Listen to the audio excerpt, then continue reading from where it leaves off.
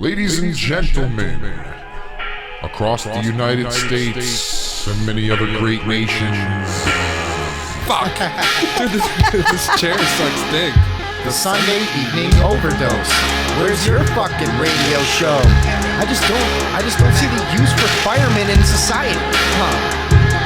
Hey, we're gonna talk to little ghosts. We're gonna talk to little aliens. We're gonna talk to little police. We're gonna talk to little sharks. We're gonna do it all. This is why you really need to talk more consistently. Like, you really. Why? I sound really loud, no? I had your level fine, but then you're quibbling. Hey, fact checker! Fact checker! Actually, that happened in 1967. This show is the funniest show I've ever heard in my life. More people should listen to us. Hey, we get the news. We're gonna get drunk and tell you about things in the news that we don't know nothing about. Are we ready? I'm ready. I know things. There's a lot of reasons people don't listen to this, probably. No. It's not the typical shark apologist in the media leading the way on this, of course. Call us up. Tell us what you think. We try to be interactive. Wish I could meet this cocksucker. Smack him in the face. Suck his cock. Yes, what? I would like to go out to space with my gun and just see what happens. And now, without further ado, the hosts of your favorite Sunday evening talk show, Vinny and Andrea, here on the Sunday Evening Overdose. Hello. Sunday Evening Overdose. Hi. David Box sitting in for the Earthling tonight. Thank you very much for being here, David Box. I appreciate that. It's always a real pleasure. You creep. I love our new intro. The new intro rules. It's awesome. I meant new intro rules. I thought it was very Andrea. It is March 15th, 2015, and this is your Sunday Evening Overdose. Thank you very much for being with us. If you'd like to get in touch with us tonight about anything we're discussing, please give us a call, 630-599-RUBS. That's 630-599-RUBS. You can email us at sundayeveningoverdose@gmail.com or get in touch with us on Facebook if you'd like to interact during the show. Other than that, we're ready to rock. Let's talk. Let's rap. People still say that, right? Yeah. We're ready to rock, so let's rap. Let's get right down to it. You guys hear this? Hold on. You guys hear that? Yeah. I think I got something. Oh yeah. Oh. There it is. There's a What are you a detecting? naval submarine. Oh, I got trying my to new communicate with us. I got my new metal detecting pinpointer. And for those of you who don't know what that is, What the hell is that? this is a little device that I can stick down into the ground and pinpoint the location of my precious jewels, gems, My precious. rare coins, and the other things that I regularly find. And as you can notice here, people in the studio will see as it gets closer. Oh yeah. it goes Oh, nuts. yeah. So stick that down there. So you stick your rod right in the ground there, I stick this thing wherever I want. and then And, it vibrates. It don't think I haven't thought about possibilities. It is a very phallic shaped object that Yeah. vibrates. But well, what we all think Yeah. about putting Well, shit you up know. our ass when we're alone, right? So I got this thing. It's fully submersible, right? I can go down shallow creeks. I can get on my knees. I can just sift through, fucking find yeah. stuff. I mean, Nice. this is gonna be a badass summer. Yeah. Do you have Yeah, any it idea is. how much treasure I'm gonna find? Do you have any idea how many creeks you're gonna walk in? I'm gonna walk All of 'em. Well, first of all, I got to get like 100 miles away from here, so I don't get like tumors all over my feet by walking in the fucking poisonous river water around here. You Where- get a list of parasites just from walking in the water. Where do you even have to go? I don't even try. I used No, to swim in the water around here when I was a Ew. kid, and even in high school. I've like swam in like the Des Plaines. I have, like an me too. African just in a mud river. A bunch of other fucking idiots on mushrooms. Like, I came very close to swimming in the Des Plaines. I walked down one of the smaller streams that splits off from the Des Plaines, or I guess that feeds into the Des Plaines. Now that I think about it, Yeah, I've swam in But those. I walked in one of those for probably like 2.5 miles in the middle of a rainstorm. sure. That's happened to all of I'll us. bet I got all sorts of rotten things from doing. I didn't even think about it. Hey, I'll let you I had guys my in on shoes on something. and everything. As little as 14 years ago, I drank No. out of a stream just outside Chicago here for our international audience. We went on a bike ride out in one of the forest preserves, and we're 15, 16, whatever, and we're riding all fucking day and had zero supplies other than lots of weed. So all we did is ride bikes and smoke weed. No water, no granola bars, no nothing. We ended up getting lost. Had to drink out of a river. I absolutely had to. It was to the point where you knew how terrible it is to drink out of rivers around here. But you didn't anyway. We were gonna. You did what you had to. We were literally like, you started to have like a primal fear of, even though you're a long way from dying of thirst. But when you get thirsty enough, you're just like, dude, I'll do anything to stop this feeling. I'll like just mouth some of this water and kind of try not to swallow it too much. You pissed in this stream way upstream already. Yeah. No. You'll do almost anything to stop being thirsty. Look at that dead thing. Yeah. There's so many of them. So I don't think I'm I've gonna be ever out been there- to that point. I'm going to be out there this year. Drinking the water. I'm going to be out there finding lost treasures of European fur traders Yeah, I believe it. that once roamed these waterways. And if you think about it, here's a tip I got. A lot of these like shallow creeks and creek beds were a lot deeper in like recent history. Like this stuff changes once in a while, it more quickly than you would really think. You tend to think it's like 10,000 years to change a water level somewhere, but there's shallow creeks that were actually rivers capable of having small boats on them 200 years ago. Yeah, So, I believe it. yeah. So there's a lot of possibilities with this little fucking thing I got right here, and I wanted to talk about treasure to get me in the mood to go fucking find some of this shit. Yeah. I just always want to talk about treasure no matter Well- what. So Apparently she doesn't pick up on cues that well. I'm too Don't busy we have thinking about treasure. No, we have some awesome people are finding so much treasure. This week has Boy. been like a huge treasure week. We're gonna have a lesson this week on verbal cues. What do we got in the treasure All right. department? First of all, Bitch. some spelunkers in Israel found a treasure from the era of Alexander the Great. Oh my. That's pretty damn old. Yeah. What is this? The White City thing? No, this is no. this is in a cave in Israel. Let's see, they found a 2,000-year-old hoard, although they're not super specific. A shiny silver object. They found earrings that may have belonged to old princesses. So they were just 2,000 years. This shit's been down there, huh? yeah. Well, and actually Unbelievable. even longer because these were just cave. Climbers and explorers, they weren't looking for treasure when they went in there, but they found it. So they told somebody about it for whatever reason. And then they staged a more official excavation and expedition there, and they found other artifacts dating as many as 6,000 years ago. Holy so shit. people have been stashing their stuff in this cave in Israel for over 6,000 years. Or 2,000 years ago, somebody had a lot of really old stuff. Yeah. and they just took it all there at the same time as their new stuff. Yeah, it could be a... But what, the newest shit in there is like, it says 2,400 years ago or something? Yeah, 23 to 2,400 years ago. So So the coin, they're... yeah, I guess they figured that out. The coin has an image of Alexander the Great. On the other is an image of Zeus sitting on his throne. It's hard to believe I that thought like, that looked like Zeus. It's hard to believe that like rulers were ever more arrogant than they are today. But I guess that goes to show you. There you have it. Along with the coins were pieces of silver jewelry, including rings, bracelets, and earrings. The whole cachet is thought, or what do you say? You don't say cachet. I think it's cash. Sorry. Yeah. The whole Fancy cache- pants. Yeah, the whole cache is thought. I know. Well, hey, I took French in high Fancy new school. metal detector. I took French in high school. I know what I'm doing here. The whole cache is thought to have been originally contained in a cloth pouch.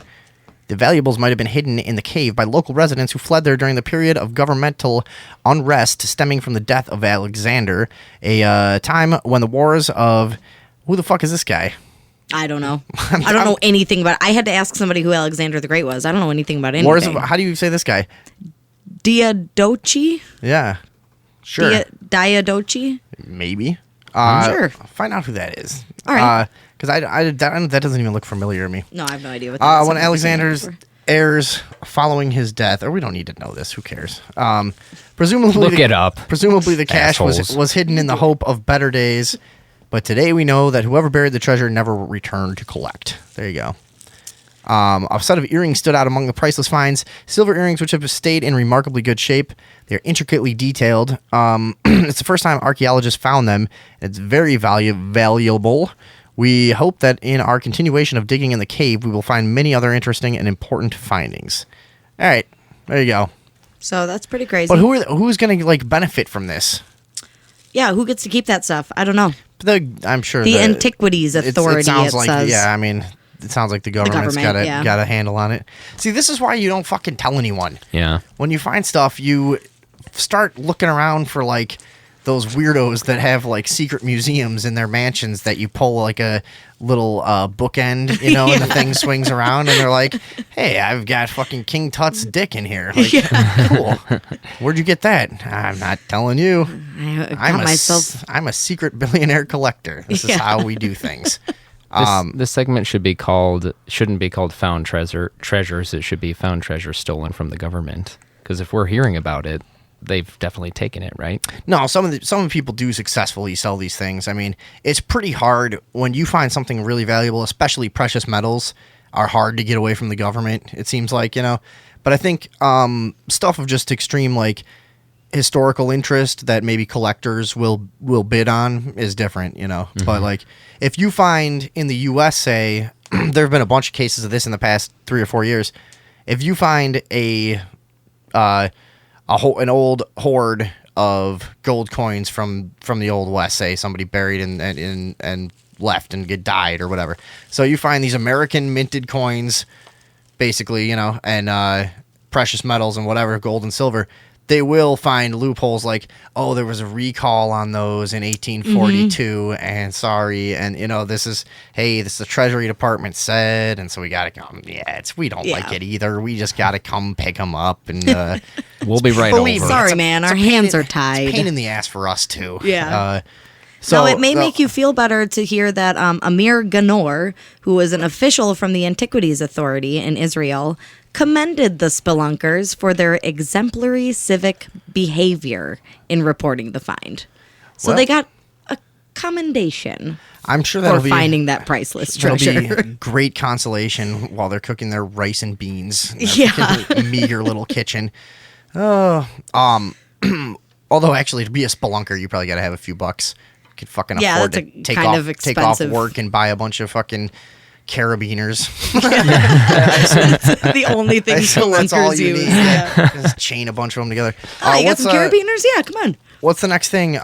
Professor finds ancient coins buried in library archives. This one's fucking cool. But here's another one where this guy's a fucking idiot and no money's going to change hands. Moron. This is up in Buffalo, New York, right? Yeah, it's at the University of Buffalo in New York. And professor at the university at Buffalo found a treasure trove of ancient coins that had been forgotten about for 80 years. So Professor Philip Kiernan said he was doing research deep in the university library archives when he found something that gave him a shock. 40 silver Greek coins, 3 gold Greek coins, and a dozen gold Roman coins. Some date back to 500 BC or older. Kiernan said the coins are bright, in good condition, and show the faces of ancient rulers.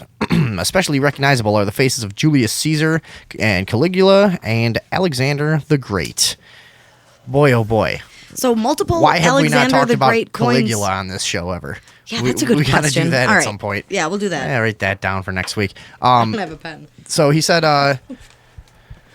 they date back to 500 BC. Coins are bright, good condition. It's going to take some time until we have all the ancient coins cataloged, but it will be a very worthwhile use of my time, and I think the students' time as well. So they're just going to basically use them for a fucking class. The guy that found them is just going to take them and show them to his class. That's exactly. He's like designing a program for it. That's like what you do with a geode. That's not what you do with treasure. With like ancient treasure. You never have to teach again, you idiot. Yeah.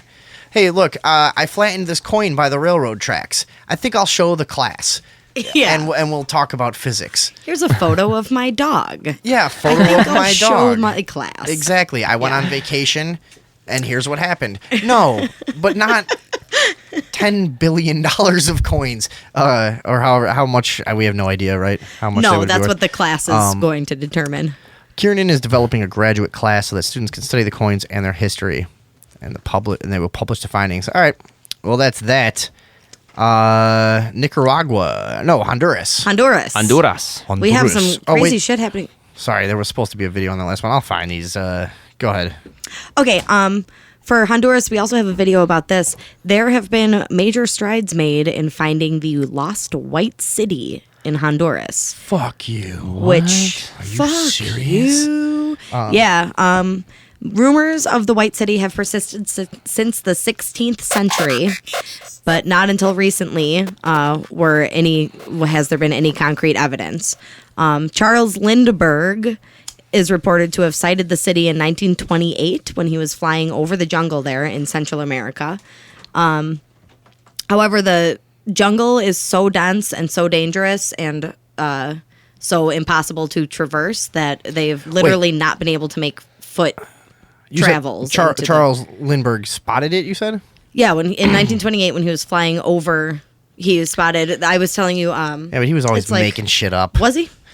Oh, I fly airplanes. Someone stole my baby. I swear I didn't lose it. Making shit up. No, he reported seeing. He described it as an amazing ancient metropolis, but he reported seeing large white structures, which is how it became known as the White City. So anyway, people weren't able to get out there by foot to explore. That's amazing. That shit just... There's so many places where there were, like, expansive cultures, and, that shit just gets completely covered up. Like, there was giant kingdoms, basically, in, like, Cambodia and stuff that were just forgotten for hundreds of years, I think, right? And Thailand and stuff, and it's like... That shit just swallows the jungle. The jungle does not tropical. Takes it back. Yeah. Gone. Not fuck around. Like you see, like in the suburbs here, it would be like 75 years, like after humans are gone, like the sidewalks would all be cracked and like the air conditioning wouldn't work. You know, the jungles are just like 10 years, like not a trace. Yeah, you're out of here. Yeah. No, the only thing that would take over us is kudzu. It's the only thing willing to grow here. Let me pull this video up. So this is the National Geographic team. What's wrong with me today? National Geographic. Well, so they used, it's called Light Detection and Ranging System attached to a search plane that basically is like almost like a sonar where it pulses through the foliage. Sure, right. Of the actual trees and observes the ground. And they found a bunch of indications of man-made structures, suggesting that it wasn't just a lost city, but an entire lost community, like you were saying. So like a series of structures and temples and living spaces. So now they're trying to figure out how to send an excavation team out there, but it's so dangerous and so dense. This was 2 years ago that they sent the 2012 that they sent the search plane out there. So they haven't yet begun excavating. God damn. Yeah, but they have the strongest lead on it so far. Do we have this over on the Ustream ready to go? All right, I'm going to hit play for the viewers now. We're trying to coordinate with our live audience for you guys to be able to see the videos these days. What is this fucking thing we're watching? Did anyone preview this? No. It sounds amazing. Is it just amazing. a piano? I mean, it's just a bunch of still shots with a piano track. Is that what's going on? But I guess the live audience can check these out. Yeah, I'll post a link to it too. Yeah, if they want to. So. Oh yeah. In what? So there's. Let me see if I understand this right. There are like persisting old legends that this place is full of gold, huh? As old as the 16th century. Yes. Okay. It's just like a big old, loaded with valuable, unfindable.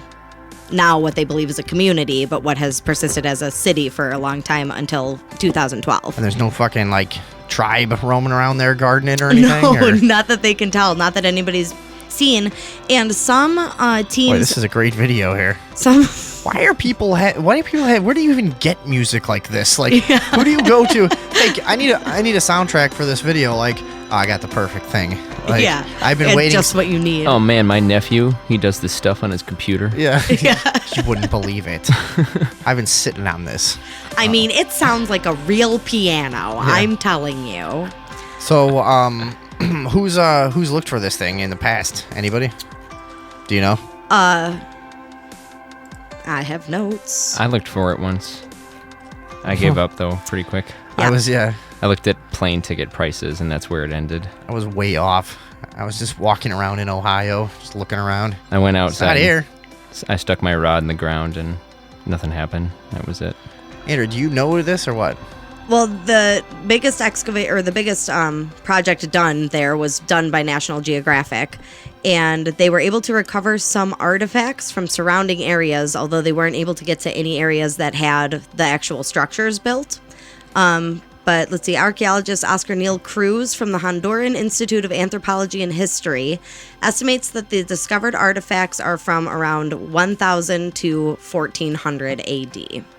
So the civilization that was living there could have been there as recently as 1400. And then the legend started right after. In like the 1500s, They might be yeah, onto 16th something. century. Yeah. So when National Geographic finds shitloads of gold, then what happens? Yeah, What do they right. do with it? Like, They make a huge documentary no, you know what? using the gold. They're probably filming an actual treasure hunter or explorer or firm that does this shit, you know? Because there's Right, I mean, yeah. Yeah. And then the gold probably gets given to I don't know the if most Honduran people. government. I don't know if most people realize like what an industry treasure hunting is. You know, I mean, there's obviously I don't know how many, but a bunch of companies devoted to it. You know, and all kinds of people who are kind of like independently wealthy then go spend their time doing stuff and really find things. I was just at the metal detecting store the other day, up on the north side. And I'm talking to the guy. There's only one guy ever there. He's the owner, you know. And he does metal detecting on all scales, from like security wands to giant fucking stuff for detecting like veins of gold and iron and all that shit, for big companies and everything. So he deals with a lot of like serious treasure hunters and treasure hunting, you know, whatever you call them, companies and shit. And He's like the only guy in this area. He's too, the only right? guy, yeah. So he knows all the people. He's the around here. ambassador. Windy City Detectors. the ambassador. Treasure So hunting ambassador. he's telling me some stories about his clients. And he's like, dude, there's this guy. He's way too old to say dude, but he goes, hey, there's this guy that I just sold some serious like deep finding, you know, metal detecting shit that's like way, you know, not the hobby stuff, you know. He's sold this guy some serious shit and some 3D sonic imaging kind of thing, you know. The guy goes out, he told me it was somewhere around Fort Myers, and the guy goes out for a week or two and finds all kinds of cool old artifacts and comes up with just you know, a pocket full of fucking gold and silver to melt, you know, and shit like that. But then he finds a chest about 3 feet down, right on the edge of the coast, and he digs down enough that he just exposed like the top of it, you know, because he got the image of it, however, with his machinery, and then dug down and exposed the top of it. Way too big and heavy for him to get out. So he photographed it, sent it to some people who said it's a teakwood chest. Ooh. Which could be extremely old, you know. Yeah, and also valuable because they can't make stuff out of teak anymore. Yeah. Oh, okay. But so I mean, that could, I guess, from what he was telling me, it could be even like pre-European. You know, it could be. Damn. Yeah. So Holy shit. it could be like South American or. Yeah, it would be. It grows in the rainforest. Okay, right. Yeah, and so, it's I mean, endangered now, which is why they can't. You could be talking like, you know, Aztec Yeah, no shit. treasure or some shit. So Whoa. it's pretty fucking crazy. And the guy couldn't get it out. He was by himself, not expecting to find anything that big. So he comes back here, and his plane was leaving that night, covers it up, marks it on GPS very carefully, of course, takes pictures of all the surrounding locations. You know, he told the guy at the store, he's like making sure, man, I was like paranoid somebody would see me, you know. I'm like, so he takes all these precautions, keeps everything a secret, only kind of talks to this guy who apparently tells strangers. But so now he's back down there right now with a team trying to fucking dig it up for real. Whoa. Yeah. Oh my God, I'm so excited to hear what it was. We'll find out. Another one of his clients, he's telling me he's got a lot of guys in Mexico that they live here, they're Mexican, and then when they go back to Mexico, they buy like a bunch of treasure hunting gear because there's so many fucking like lost hordes of gold in Mexico, Oh, yeah. So they'll go down, and he said one guy came up with like a bunch of old junk artifacts that weren't worth much, that he found that were metal, and that's the way that he found them. But amongst that was like these 6 stone Aztec statues. What? That he, same thing, photographed, weighed them, did all the shit you need to do, and corresponded by email with a few people. And he already had a collector tell him, if you can get those back to the States, I'll give you $100,000 for one of them. Whoa. So this guy's he's gonna get rich. Here's the other part of treasure hunting, if you can get it past the border. Yeah. So now he's got to fucking find a way to disguise them, make them look like shit, make them look like tourist shit. Yeah. Yeah, make them look cheap or and not damage them. Yeah. You know what I mean? It's this big fucking game that these guys play, But That's it's crazy. cool. I never even It's thought just- about that. You think it's like in the movies, but this is really going on, Yeah. And there's people out there just spending all their time doing it, and making lots of Making money. a lot Some of of money, them. yeah. Some of them. It's like any business. It's not going to be easy. You think it's, Yeah, and you only hear about the biggest successes. Right. Yeah, but I mean, there's companies out there that are making good money. Hey, we pay for your fucking. You know where this thing is. We'll give you your cut. We'll go out. We got the machinery. We got the way to get it. You know what I mean? I mean that's good business. Imagine how many people know where something might be, but just have no fucking idea or means of how to get it. You know. Mm-hmm. I want to see the Edward Shanahan of treasure hunting. Yeah, I don't know where an Aztec treasure is. I could go find it right now in my backyard. Well, a lot of people say there's no Aztec treasure in Illinois, but seems like I got an Aztec hoard right in my backyard. Got a picture of it right Okay. here. Okay. Okay. You see it? Okay. It's Edward Shenanigans. Edward Shenanigans. Oh my God! If you missed it, if you missed it, we spent last week. We spent a good hour or more making fun of this terrible paranormal documentary about Bachelor's Grove, and we're gonna have that YouTube video up for you guys pretty soon. But I'm editing it so you guys can see what we were watching while we're making fun of it. It'll be up like a Mystery Science Theater type of deal. Nice. So there you go. Let's do Australian man unearths 2.7 kilograms of gold. Oh no, a 2.7 kilogram gold nugget. Yeah. God damn, look at that thing. One piece of gold. Yeah, I'm going to put this up on the page so Holy people can see it. shit. It's bigger than his Whoa. hand. Solid gold. That is Looks a like a- fucking that's like- beautiful piece of that. Like you sometimes you think like, man, how did this stuff become valuable? But it just like stands out amongst everything else. You see that, you're like, wow, there's something special about that rock. Yeah. Yeah. And That rock can do magical things. Its estimated Actually value can. is Yeah, I know. $135,000. But this guy That's it? said that he won't sell it for less than $200,000 because he's sure that the beauty of the specimen might just convince a collector to pay that much. And I believe it. I don't know. Yeah. Gold pretty much just goes by weight, doesn't it? Yeah, but if a collector is going to buy it, they may Yeah. purchase it more as an art piece. I don't think people collect. Well, do they? Yeah, I guess if you're Isn't- that rich, You I just mean, said you finally understand why gold is valuable because of how this thing looks. Yeah. Yeah, but that doesn't mean. But I guess. in I don't addition, know. isn't gold usually found like In from much panning smaller and yeah, and then pieces, so yeah. like they might be paying just to have it be like This is like this is a natural huge ass piece of it thing. would you look know? pretty fucking cool in your like evil lair, like as a really rich like villain, like, and here's the world's largest gold nugget. It's Yeah. like spinning And it's in a little mine. pedestal, Yeah. glass case on top of a pedestal. What else about this thing? Mick Brown. This guy found it.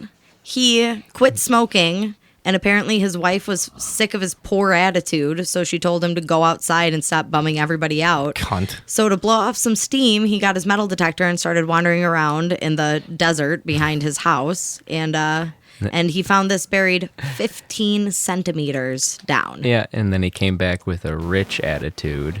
Ooh, I get it. Attitude was poor. Yeah, he had a poor attitude. Yeah. So Sorry. Yeah. So he found it because he was in a lousy mood. So there you go, guys. Just stay in a lousy mood. You'll find gold. Hey, Is that it? All you Someone will little make you go bitches out find there. gold. The only thing you're missing is a metal detector. What else? Anything else interesting about this giant booger of gold? Look at that thing. I wonder why. It's like a turd. It's like the size. I mean, for those of you who can't see it, you posted this to the Facebook, yeah? Yes. I mean, if you're just listening later, it's fucking. It looks like shit larger than a softball, but it's longer. It's like what even shape is this? It's like a deflated football. It's like a deflated it football looks of like gold.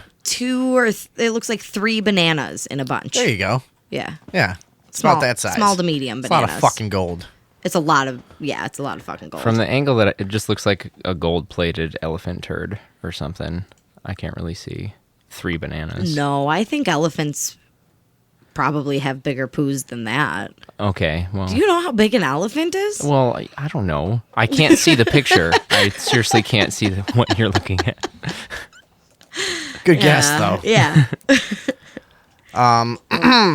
Is that it for the treasure? Except for That's- whatever I find. Yeah, coming up whatever soon. you find. Keep people abreast of that. I have a good feeling about this summer. Yeah. I've yet to find a single fucking gold or silver coin in my entire metal detecting career. I found a I'm getting gold really pissed coin off. on the ground one time. You're a fucking Yeah. asshole. Are no, you serious? it's true. Yeah. He finds I'm like everything digging on the around, ground. like finding fucking It was, paper clips and shit. It was Australian, hours. right? An Australian dollar gold coin is what it was. No shit.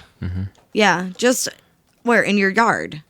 It was, where I go and put the garbage cans. That's what it always is. Like people treasure hunt their whole lives, and then like I always talk about, there was a 4-year-old kid in England that just walked out in the backyard and found a fucking ancient Roman gold medallion that was worth like $4 million. Yeah. Like what? Yeah. All right. This kid I knew in high school, a meteor landed in his backyard. So people came That's and weird. excavated the whole thing. Yeah. Yeah, that's pretty cool. Was it gold? No, I mean, it's not very related, but, treasures everywhere. Yeah. All right, should we move on? Yeah, let's Oh, move on. shit, here we go! It's on! Race war! Race war! Race war! Race war's on, everybody! It's going down! Shit is going! All right. Yeah, it's happening. We got the race war. Media is they're not going to be happy until they produce a race war in this country. It's getting kind of pathetic. Yeah, they're especially still trying, though. Yeah, they're still giving it a shot. We've got there's been the fucking the frat shit is all over the place. I love how Yeah. they try. I mean, if you're not aware, and I'm sure most of our listeners are, but this is the game. They want to give you stories about people who don't matter and will never matter in your life. And they would like you to get very angry about them.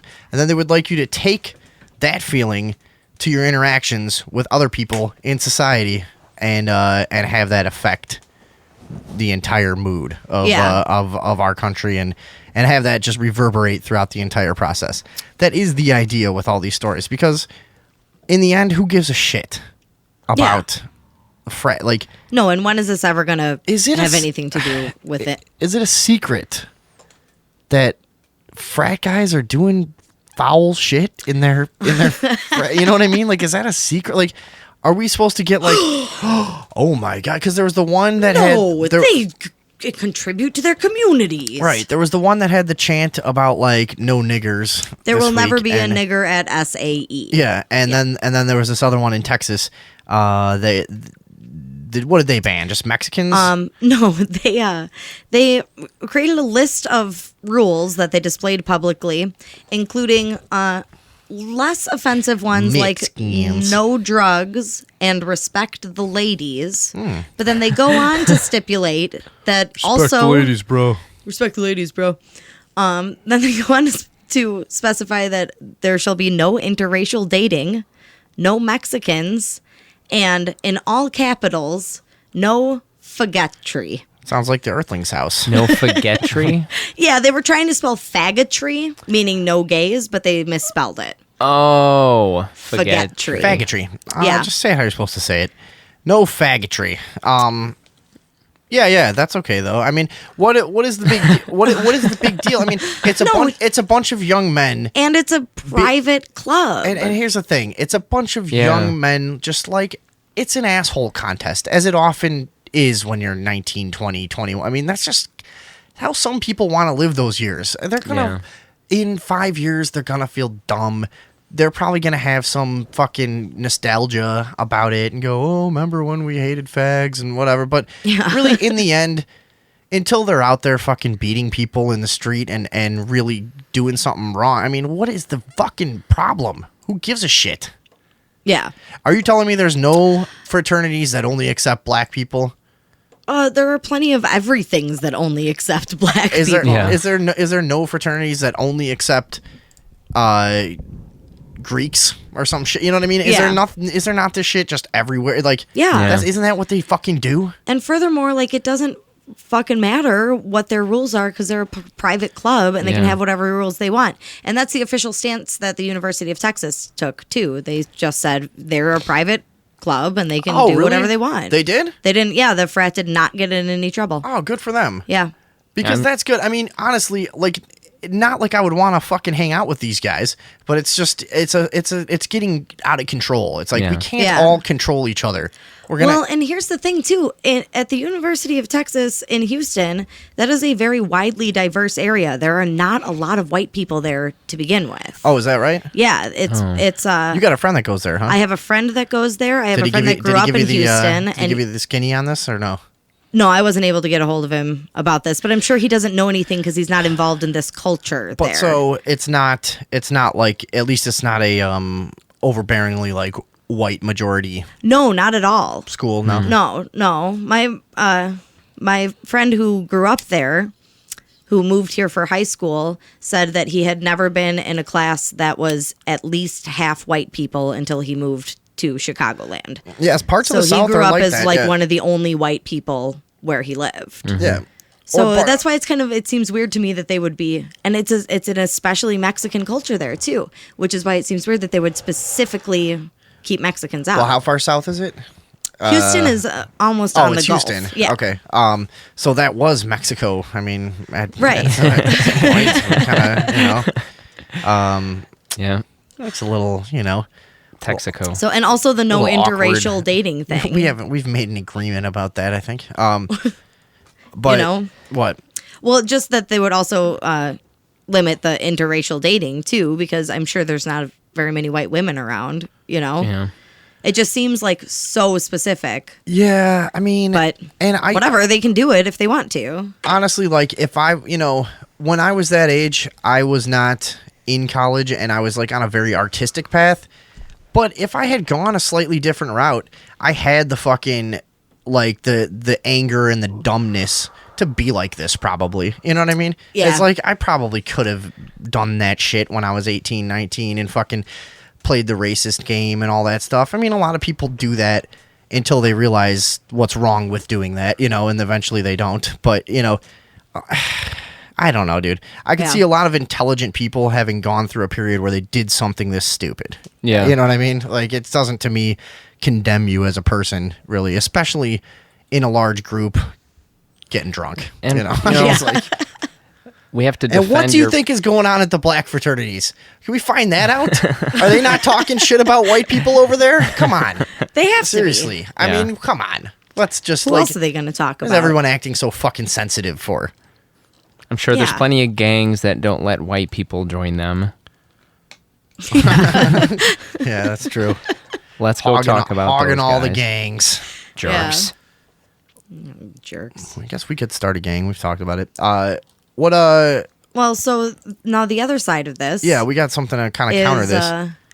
Right here in our own little neighborhood, the Oak Park River Forest High School, Yeah, a couple minutes suburb of away Chicago. from a Sunday evening overdose. We had a Black Lives Matter assembly, right? Yes. At the high school? At the high school. And it became a no whites allowed assembly, it became an only black people allowed assembly. Which, okay, now that's, to me, is it just because they're black that I feel like that's wrong?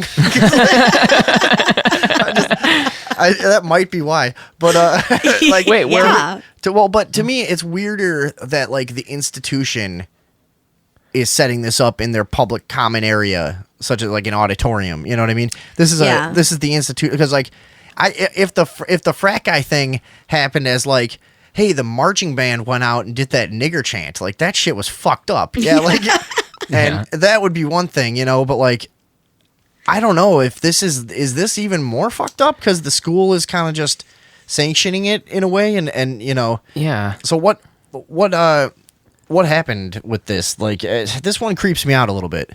And again, I'm gonna fully admit it might just be because I'm white this time, and the white people are not allowed this time. So it might just remember be why. It must be it. Remember the prom photo where it was the white girls and all the black guys? Oh, dude, that right. made You me have all- to admit when stuff makes you uncomfortable, and you have to Yeah. admit that it might just be a little bit of a lack of sophistication on your part. You know what I mean? That's okay.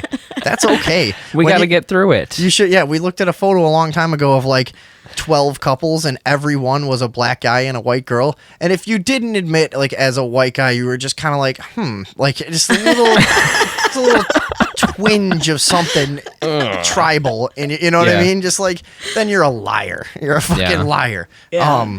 So But anyway. and then again, you're like, okay, well, really, intelligently, conceptually, I know there's nothing wrong with it, but I'm still just like, fucking hands off my women. Like, some little part of me, you know what I mean? Yeah. Like some leftover tribal shit, you know? Yeah. But whatever, that's. You know, Something that's that the was truth. so far in there. Yeah. So now I'm mad at these unruly blacks for having this assembly that I wasn't allowed to go to. How did this all come to be?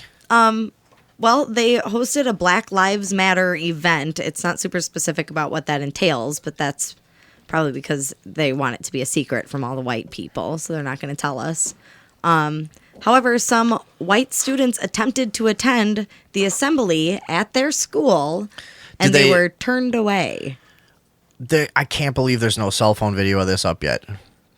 There's got to be kids have made videos of getting turned away, right? If they were smart, somebody must have that video somewhere. Yeah, We'll unless check they up on just that. weren't expecting that to happen because it's like a silly thing to do. Or maybe they were in support of the cause. Because, like, all right, so the Black Lives Matter. Let's talk about that for 1 second. That's like the rally cry. That's the hashtag. It's the hashtag, That's yeah. the fucking. Yeah. That's the unifying slogan, whatever, for this kind of this whole mainstream movement that stemmed out of Ferguson in that situation, which has been really a larger underground movement for fucking who knows how long, 100 Yeah. years, you know. But they, you know, again, the mainstream media would love to segment us and would love to say it's about black people getting killed by cops when it's everyone is getting killed by cops, you know. Yeah. And the whole fucking thing is out of control. You know, but they would love to just split this up. Hey, it's black people's problem, and they would love to say white people couldn't understand, you know? Yeah. You couldn't get it. You just wouldn't understand the oppression we've faced against the police. Like, fuck you. Yes, I can. Yeah. They Like, do all that while claiming to not be talking about race. They're always like, this isn't about This- race. yeah, right. But the You're- images and the idea they project is You're racist for Totally not racist. for not being hyper understanding and accepting. Yeah. You're that's your thing. It's not That's the only role you're allowed to play. black Yeah. people only, no whites allowed is not racist. No. Whatever. And again, Well, I don't want to go to your stupid assembly anyways. you Fuck you. people Yeah. have suffered. So what else So, about well, this? apparently, this high school has always prided itself on being incredibly diverse and inclusive. And now all the white parents are up in arms because their white kids were turned away from an event occurring at the school. Because that is not diverse nor inclusive. I gotta say Whoa. though, it really is creepy. It's like that I mean just it's not I mean not only honestly not because it would be just as creepy if anything. It's like it would always creep me out when I was in school and there would be a club only for one group. You know, this Yeah. is the Asian American Future Scientist Club. Why? You're like, what? I want to go in there with you. You know, I don't. Maybe I'll move to Asia incidentally, one day. Me and Yeah. all the white kids are out smoking weed. But Particularly here, it seems counterproductive to the whole idea, doesn't it? Isn't the message equality? no, No, because the message is sympathy. But that's the thing too, like socially, and I understand the anger. Like, don't get me wrong, I understand the anger and like the want and the deep, even subconscious want for like social revenge against white people. Yeah, I gotta sympathize with. I get it, you know. But like racial equality, or what it's supposed to be, racial equality has turned kind of more into revenge. It feels like to me, you know. That's Yeah. kind of what it's becoming. But it's no one's really like, you can't blame a black kid who's 18, 19, whatever, and getting aware of the world for looking around and going, hey, what the fuck? We're getting shit on. This is our, you know what I mean? You can't really fault him for thinking that, you know? Yeah. If you haven't thought about it for years and really gone through it, you know, just the details of the way that this country oppresses everyone, but also just, like, get mature enough to let some anger go and say, okay, like, yeah, we've all had our history of bullshit. And yeah, like I said, white people have been kind of the people that were in the establishment for a long time, but it's frustrating for the rest of us who maybe come from families that just got here 70 years ago and we've always been pretty fucking poor, and it's like, it's a weird dynamic out there, you know? It's a weird fucking discussion to have. So I don't blame people really for feeling that way, but I hope they fucking catch on at some point, you know? Again, like, I'm not fucking perfect either, you know? Yeah. You know, I have Tribal aggression towards black people. right. Yeah. It's a syndrome. Yeah. So, I mean, and it's not against that. It's just like against anyone. It's hard. It's hard to understand someone who's different from you. That's just a fact of life. And sometimes you trip up a little, you know? Yeah. That's another thing, just to go, you know, since we're just struggling to fill some time here. That's another thing about, like, racism. People act like, okay, here's an assault. Okay, if I touch you and it's a clear thing, I've attacked you physically and I've touched you. People act like racism is like a clear and, no pun intended, black and white act. You know what I mean? Mm-hmm. And it really isn't. I mean, it's like people just basically trying to deal with information in the way that they're able to deal with it. And a lot of people who are, like, quote unquote racist, they don't mean to be. They're not bad people. Like, a lot of these black people who are hating white people and vice versa, they're really not bad people. They're just not there yet. They're just, you know, and there's so many varying degrees of it. Just, I don't know. Racism just gets discussed so just childishly in this country so often. It's not looked at as, like, this scale of human interaction that could be, like, all different types of things for all different reasons. It's like, hey, the white people are fucked up and whatever. You know what I'm trying to say. Yeah. And again, I've been being an angry white guy lately. That's kind of my thing this year. I'm just getting a little creeped out by the whole fucking thing, aren't you? Yeah. How creeped out would you be if this was your high school and you're, like, in a half black, half white school? See, no, where there's, but that's like, a problem for me. I can't imagine that. Yeah. I've only ever been around white people, you know? Really? I've never, well, my current job, I work with a large group of Hispanic people, but that's the most, I mean, my high school was almost completely white. It was seriously between 96 and 98% white while I attended it. Yeah, that's my grade true. school was 100% white. My middle school was probably somewhere in there too. I mean, I can't imagine being in a place where having an all black meeting would affect me, because those things happen where I don't go just because I don't have that, you know? So you can't imagine? My imagination is terrible. I can, like, imagine a room full of black people having an assembly. I just can't like put myself in the shoes of someone witnessing it. Well, and no, See, I don't know how I'd react. I guess I've been, like, the minority white person in so many situations that, like, I can totally grasp this. Like, I've spent a long time in a lot of different areas, like, either in work or artistically or, like, just neighborhoods I lived in and shit. And, like, I could definitely see being, like, tensed up by it, because it's like when the media is pushing racial tension so much already, and, you know, like, if high school kids are, like, really not that aware of the world and shit, and maybe they're believing TV a little bit more than they should, and they're buying into things a little bit more, I mean, stuff like this is gonna just end in white people hating black people, and you know what I mean? Like, this is the kind of thing that makes people racist too, you know? Whatever. I can't imagine, like, now feeling calm and happy about this. If I was a white kid at that school, I'd be pretty fucking creeped out. And not to use the old veiled racist white guy thing of saying, well, hey, if a white guy tried to do this, but I bet that's a pretty good point in this situation. Like, if you had a whites only assembly, do you have any idea what kind of international news story that would be? Yeah. And you'd have the guy who allowed it would be fucking hiding in his house with the blinds drawn and 35 fucking media organizations just surrounding him like a theater, in a half circle around his front door. That's what, dude. I mean, really, don't you think? Yeah. And you know what? Whites only assembly, is that happening? Yes, right? Yeah. Well, that fraternity was doing it. But that private that wasn't a school assembly, Yeah, I know. Now, on the other hand, we haven't gotten to this yet. The principal of the high school has made statements in defense of his actions, saying, first and foremost, this is not meant to give a connotation that we were trying to be exclusive.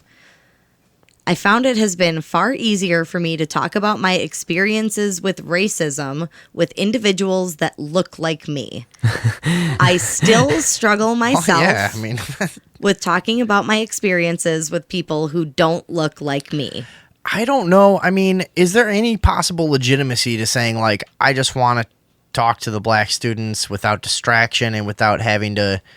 Because, like, a lot of black people do talk about, like, it's hard to discuss certain issues in front of white people because we're afraid most white people have certain fucking stereotypical ideas about us, so we don't want to seem a certain way in this, you know what I mean? So, like, is that a possible legitimate, Maybe, but it kind of seems like is it possibly fair that black people just aren't comfortable around us? Like, could be fair, I guess. Well, I don't same know. to you. Yeah. Now, I can tell you, if this assembly was directly related to how to combat the way the police are treating the community, and I was turned away from that, I would have a problem with that. If they were saying this is about the police and it's about the racist is tied police to that whole general issue. That's what I'm saying. If I knew that this assembly was going to address that and I was turned away from that, I would be super creeped out and I would be really upset by that. Yeah. And maybe growing up, like you said, in an all-white town, like we both did, and then when I was 18, I went on a much different path, Mm-hmm. But as a kid, growing up in a completely white, for the most part, town and stuff, maybe that's what it takes for you to realize the cops don't have an issue with racism. They have an issue with beating the fuck out of everyone. Like, that's how it works. Like, I got the same fucking treatment in Downers Grove and Westmont as a kid, being thrown around, harassed every time I walked down the fucking street, illegally searched, fucking intimidated and bullied everywhere we fucking went, lied, all kinds of illegal arrests and shit. I mean, I got arrested like 8 times in fucking high school, and for stupid normal kid shit, not even doing anything really. A couple times, but a couple of, we stole a car or a house, but most of it was pretty innocent. So, but you know what I mean? Like, that's maybe just being in an all-white community. You never tied it to racism because you saw that they were doing the same shit to us. Because it was just happening to everybody. And no, they weren't killing white kids and leaving them in the street. No, but there is a difference, but they do have the same abusive, hostile relationship with us. They just can't get away with it with us. And they do not have a positive effect on the community. And the media protects us better. So I mean, that's what. Sorry. As we're talking about this, I feel like I have a gut feeling that police do sort of target blacks more than they do white people, but it's hard to tell if that's actually the case or if that's just like the image that's been burned into my brain by the TV and the rest of the race war culture that we're sort of living in, Yeah, I think they definitely do, and in a lot of ways, there's definitely a lot of truth to, like, if you're a black guy in a white neighborhood, there's a lot of cops that will immediately, hey, what's up? What are you doing? And black neighborhoods are, I've seen it firsthand, either ignored or treated like war zones by police. They don't show up ever in a reasonable way. Not ever, They're there to fucking and, and they feel like, hey, we're just surviving. We're not, people shoot at us here, people do this and that. I mean, it's a much different relationship, definitely. Yeah. I mean, a much different relationship. But that doesn't mean that we don't have, to a different degree, but a similar, I guess, we have a similar problem, I guess, but to a much different degree and at a much different angle, Yeah. But I mean, yeah, none of my friends ever got shot by cops. But fuck, they got beat up. We got our shit stolen. We got fucking arrested for basically doing nothing. Oh man, I can't tell you how many times the cops took my weed. Yeah. I mean, more times than I was arrested for it. Well, that's a little different. They took it. You know what I mean? But it's more about like just getting harassed and stopped in the first place. Right. Yeah. I guess it seems more like the problem is that cops are assholes and they just feel like they can They're bullies. get away with being more aggressive with black people in certain situations. Like I said, the media protects us better. So, and we have a whole deal right now. Like, a lot of people still have a deal where like you don't have to know what's going on over in the bad neighborhoods where people are suffering. Where you don't go, where you don't look, where you don't care about it. It's a general deal in society that we have. I'm gonna live over here and la la la. What's for dinner? Just like it is. I mean, it's we sign off and say like, and we're all. I mean, even if you know what's going on, I mean, really, everybody's a bit complicit in this to a small degree at least. Is that like we really do make that deal of ignoring our fellow people over there, Yeah. we really do. I mean, they don't get the media protection and we don't fucking talk about it for the most part, Yeah. I mean, and shows like us that do get about 35 views on YouTube. So it's not a good situation, and you got to be understanding of black people who are angry, but then black people have to be understanding of white people who are angry, Yeah. I mean, and we got to fucking calm down a little bit and learn to understand each other at some point. Right. Or what are we going to do? Split the fucking country up? You know? I mean, if people come on, right? That would be crazy. I mean, unless you guys want to talk about that. Whatever you guys Are we want. doing this? So we had, Oh my God, is this finally happening? somebody said it. We had the 2 more cops shot in Ferguson. Speaking of, I mean, how the media is going to basically keep milking this, like, basically what's going on here. Andrea can fill us in on the details. Jeffrey Williams, I think is the guy's name, down in Ferguson, and he shot 2 cops who I guess both survived. Yes. And he's supposedly gotten a statement to the media through a cop, who said he claims like he didn't target any cops and he was part of a different altercation. He was shooting at somebody else. Yes. And it sounds like a lie to me, but he says it sounds he to me acknowledged firing the shots, so he has admitted that he's responsible for firing the shots that hit the officers, but has said he wasn't aiming at the police officers. However, he hasn't particularly said, let's see, he claims he opened fire after a dispute with other individuals. That's as specific as he was. So he said he was shooting at someone else from his car and ended up hitting 2 officers, 1 in the face. Don't you hate it when that happens? yeah, Man.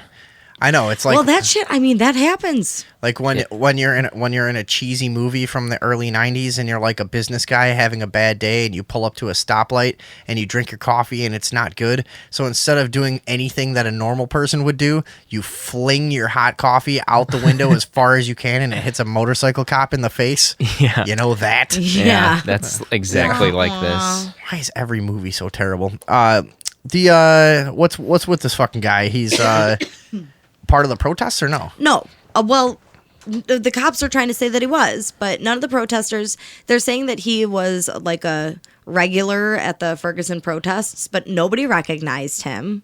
And he's 20 years old. And they said that there are only a couple of people who come who fit in that age range, and they all know each other very well. And this guy's also, like, he's got kind of a creepy look. Like, he'd probably He's stand creepy. out. Here, I'm going to put a picture of him up on the Facebook for everybody. He's got like a I don't know, like a pretty mean looking. Well, he's his mugshot though, huh? Yeah, he's probably pissed. He definitely, I don't know. He looks like he would stand out to me. Yeah. He's got pointy ears and shit. He looks a little funny, you know.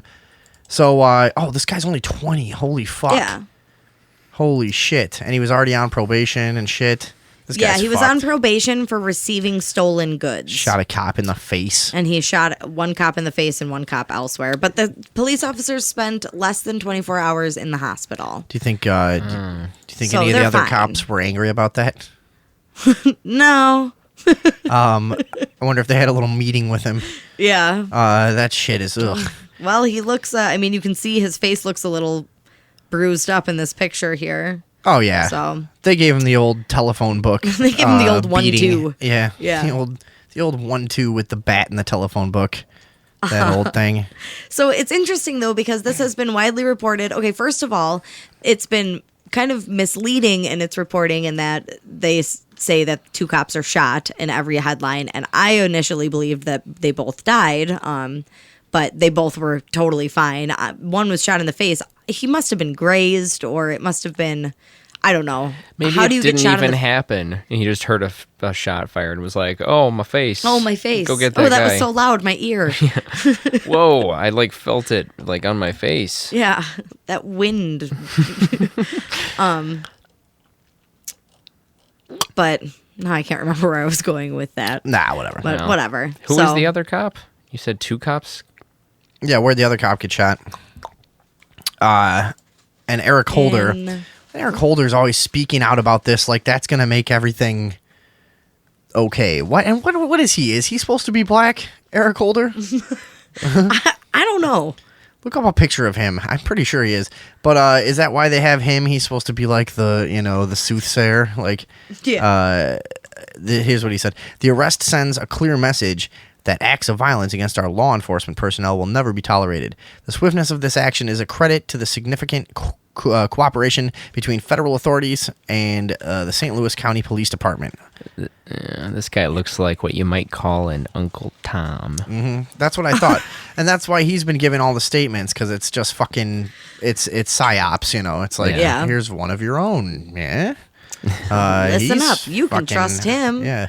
I serve my master very well. I always thought it was hilarious. There are so many blatant things about that black, any black person who's looking around this country intelligently must just shake your head, just like, oh my god, there's hey, we got one black guy on the Supreme Court. We cool now? We Yeah. good? You're welcome. There's all this, there's just all this blatant insulting stuff. Hey, come on, we'll get the black guy to give you a statement. Tell you what, you guys get February. Yeah. The ATF's ballistic imaging technology has played a critical role in the ongoing investigation. I commend both the ATF and the St. Louis Police for their tremendous work in identifying this suspect. That was what old Eric Holder said. President Barack Obama condemned the shooting. Well, easy there, don't take such a strong stance. But That's not the stance I would have expected him to take. President Barack Obama condemned the shooting on Thursday, posting on Twitter that violence against police is unacceptable. Well, it's a good thing he has a Twitter account. Yeah. Fucking moron. I'll bet he runs it himself, too. No, he doesn't. He's busy turning into a lizard and raping babies. Yeah, he can't use a smartphone with his lizard claws. Yeah, that is the problem. Yeah, that is. He's fucking. I wish the lizards are all really pissed off. Why did we let them go to touchscreen technology? Yeah. This sucks. We got to put on hand gloves made of whatever. Yeah, made of the flesh of our enemies. Nah, it'd probably be made of foreskins of Jewish babies. Nice. Knowing them, I'm just saying Ugh. that's their thing. Some good foreskins. Yeah. And then I don't know, anything else you want to get to on Ferguson? I'm kind of sick of Ferguson has been this fucking psyop in the media for so long. It's been since the 3rd episode of this fucking show that it's just been spun and spun and spun, and people are out there. They're out there like Palestinians at this point. Hey, let's go out there and throw rocks at a fucking giant army. What are you doing? What are you doing? Organize. Get together and get some real weapons, or get the fuck out of there. Stop marching around like you're gonna fucking do something. It's stupid. You know what I mean? Get it together. Do something for real. Sorry. Isn't there a thing where like 75% of the citizens in Ferguson have a warrant out for their arrest now? Oh, yeah. What was that thing? Yeah. I mean, what the hell? Yeah. There's been a recent investigation done. Let's see. In the wake of the FBI's scathing report on the Ferguson, Missouri Police Department, there's one very important detail that has largely been glossed over by the media. The recent information dump by the Department of Justice revealed numerous outrageous instances of police brutality and racism in Ferguson. So they did this whole investigation. In a city of 21,000, there are literally 16,000 with outstanding warrants for their arrest. That Holy means shit. that 3 out of every 4 Ferguson residents is a wanted fugitive. There's something very wrong with that. I'd have to agree with that. Yeah, that's fucked up. Well, I mean, look, basically that's how law enforcement operates. Have you ever been, like, I've had a time, let's just break this down to like a microcosm of that sentiment or that idea. I've had a time where I was in a bar and I was doing a show and I had a microphone and a cop asked if I could make this announcement for somebody to move his motorcycle that was parked illegally. And I was like, he's like, well, or else I'll have to give him a ticket. And I was like, you piece of shit. So I went on the mic. I was like, hey, this fucking cop wants me to ask somebody to move their motorcycle. And he walks up to me like he's going to now be real tough, you know?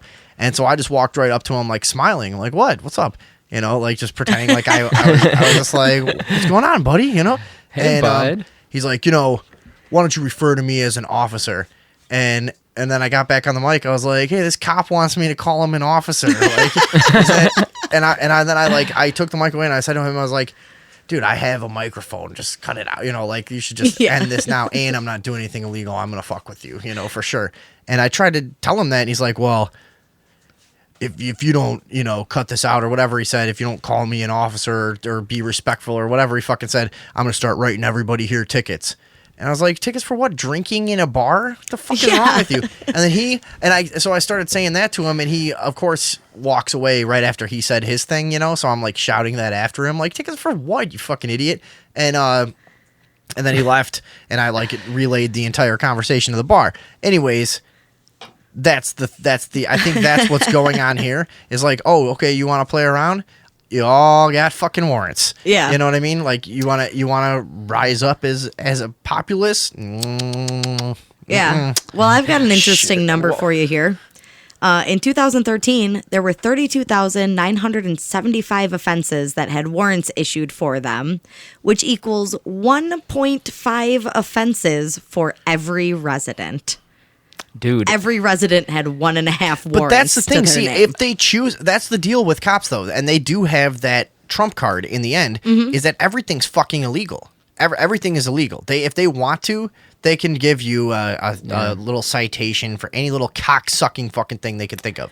The list of petty offenses in this country grows by the thousands every fucking year.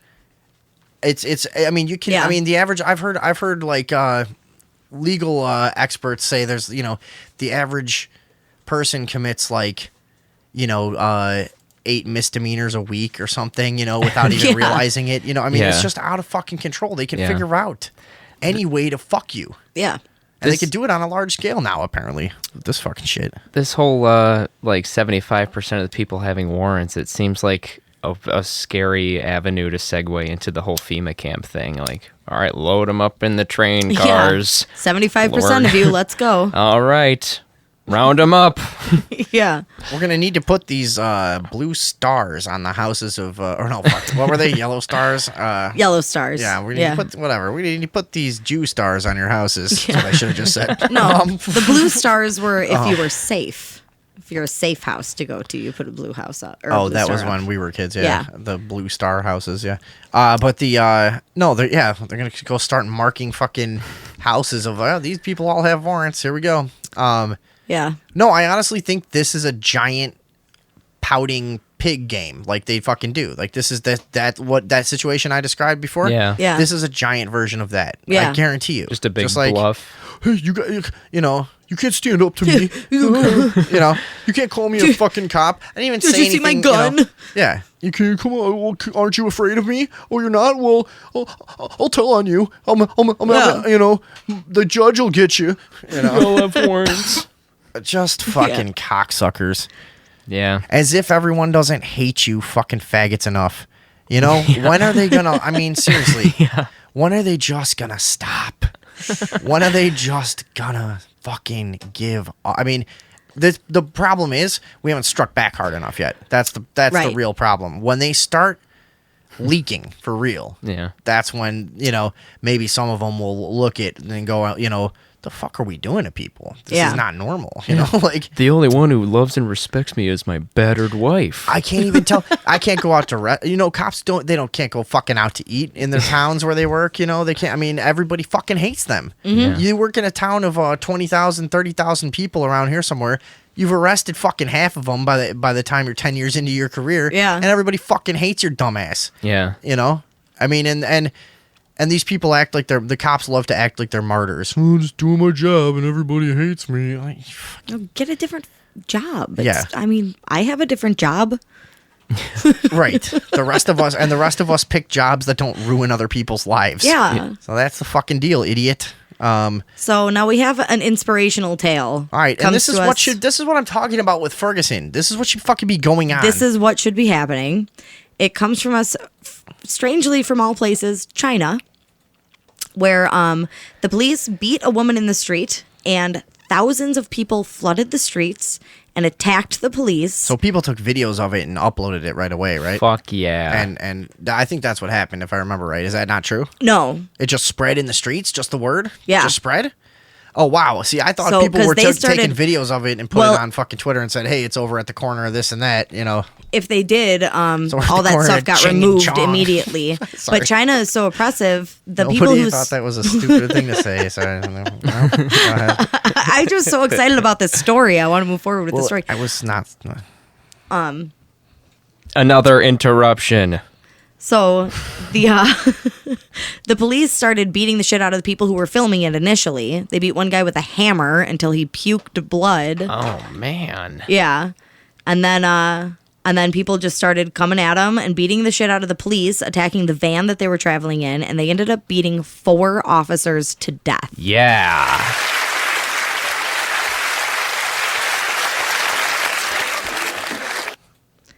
Hooray. In China. Fuck those guys. They have such an obedient culture, it seems Obedient to me. and Like, oppressed. from like the outside looking in, censored. it always just everything you hear about China is like, what are you fucking pussies doing over there? Like, are you really that? But then other countries look here, and we that's what happens. You get slow cooked in your own tyranny, you know, and it just happens like slowly, and it's the old frog in the fucking pot of water thing, you know, and you throw them in there, and it just doesn't realize till it's boiling until it's too late. I mean, you always look at China like, you guys are fucking pussies, and you're just very, very, like, you know, easily controlled or whatever. There's you so know? many of you guys. But yeah, there's so many of you. How can you What the let them fuck? do this? And they're all sexually frustrated because of the what is it called when you control the birth rate and how many kids you're oh, allowed the to one have. child policy. Yeah. It's know, all and these it's stuff dudes like with that. nowhere It's to like, put their dicks. you can't imagine that going on here yet. Not yet. Right? So I mean, but then I mean, look, this is the power of like the message that we can, you know, through the internet internationally now we can show each other. These people in China are seeing all over the world. Hey, look, people are getting together in large groups and they're doing shit. You know, I mean, if nothing else, they're showing the rest of the world, hey, we're pissed too. We're none of us want to be living like this anymore. Yeah. All of our governments have overstepped. You know. Yeah. We're all living in a fucking archaic hell that we with the technological, spiritual, and philosophical advances that we're capable of as cultures and people. We've no excuse to be living this fucking primitively. You know. Yeah. And Totally. everybody working 60 fucking hours a week. And being slaves to these fucking bullshit lifestyles. Like, we're all realizing that all over the fucking world and being bullied by our fucking supposed public servants. We're all realizing all the shit at once. So if for nothing else, that's motivation to do it in a super oppressive society and put it up on YouTube. Say, hey, we're fucking over here too. Here it is. Yeah, I feel you. I put up a link to an article with a ton of pictures from this, taken from like balconies and stuff. You can get kind of a good vantage point of the crowd flipping over cars. They have some smashed police vehicles. Here's a police vehicle that one of the citizens has taken over for himself. That's always a great moment. Yeah. I love the guy that's got the balls to take the cop car. So after the thousands of protesters flooded the streets and overpowered the police, the SWAT team was brought in and they were quickly overpowered as well. Oh, yeah? Yeah, they overpowered the SWAT team. They came out in riot gear and everything, and they just fucking weren't having it. The SWAT team was just outnumbered. Retreated, right? Because they didn't kill anybody else, did they? No, they just killed the 4 people. just the 4 people. God damn. Who's that sax player that got in trouble in China? Is it Kenny G? Kenny G, yeah. I bet he's freaking out right now. Oh, Please, dude. No one remember. Oh yeah. Don't rope me into this. Because in the end he like supported the police and the establishment really hard. He ended up supporting the communism. For anyone who doesn't remember, Kenny G's most of his fan base is in China for some reason. Yeah. And he fucked up. And it was a nightmare. He said something about how he was supporting the protesters in Hong Kong. Accidentally, though. He didn't realize he photographed himself in a protest, but he didn't realize what he was involved in. Or was it Beijing? I don't know.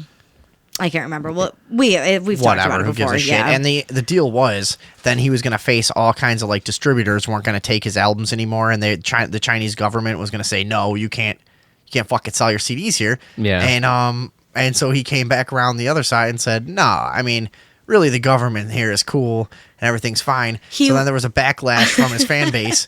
Like, no, we all hate the government. We love like, I do not support the protesters. I did not know what I was doing. He like deleted the picture. Yeah. And now he's fucked. When faced with the question, Kenny G. When faced with the question, do I want to lose all these sales because the government sucks or because my fans now hate me? I'll take my fans hate me. Please. This is how we interpret this story. Like, Kenny G is fucked. Yeah. The 4 cops were fucking killed.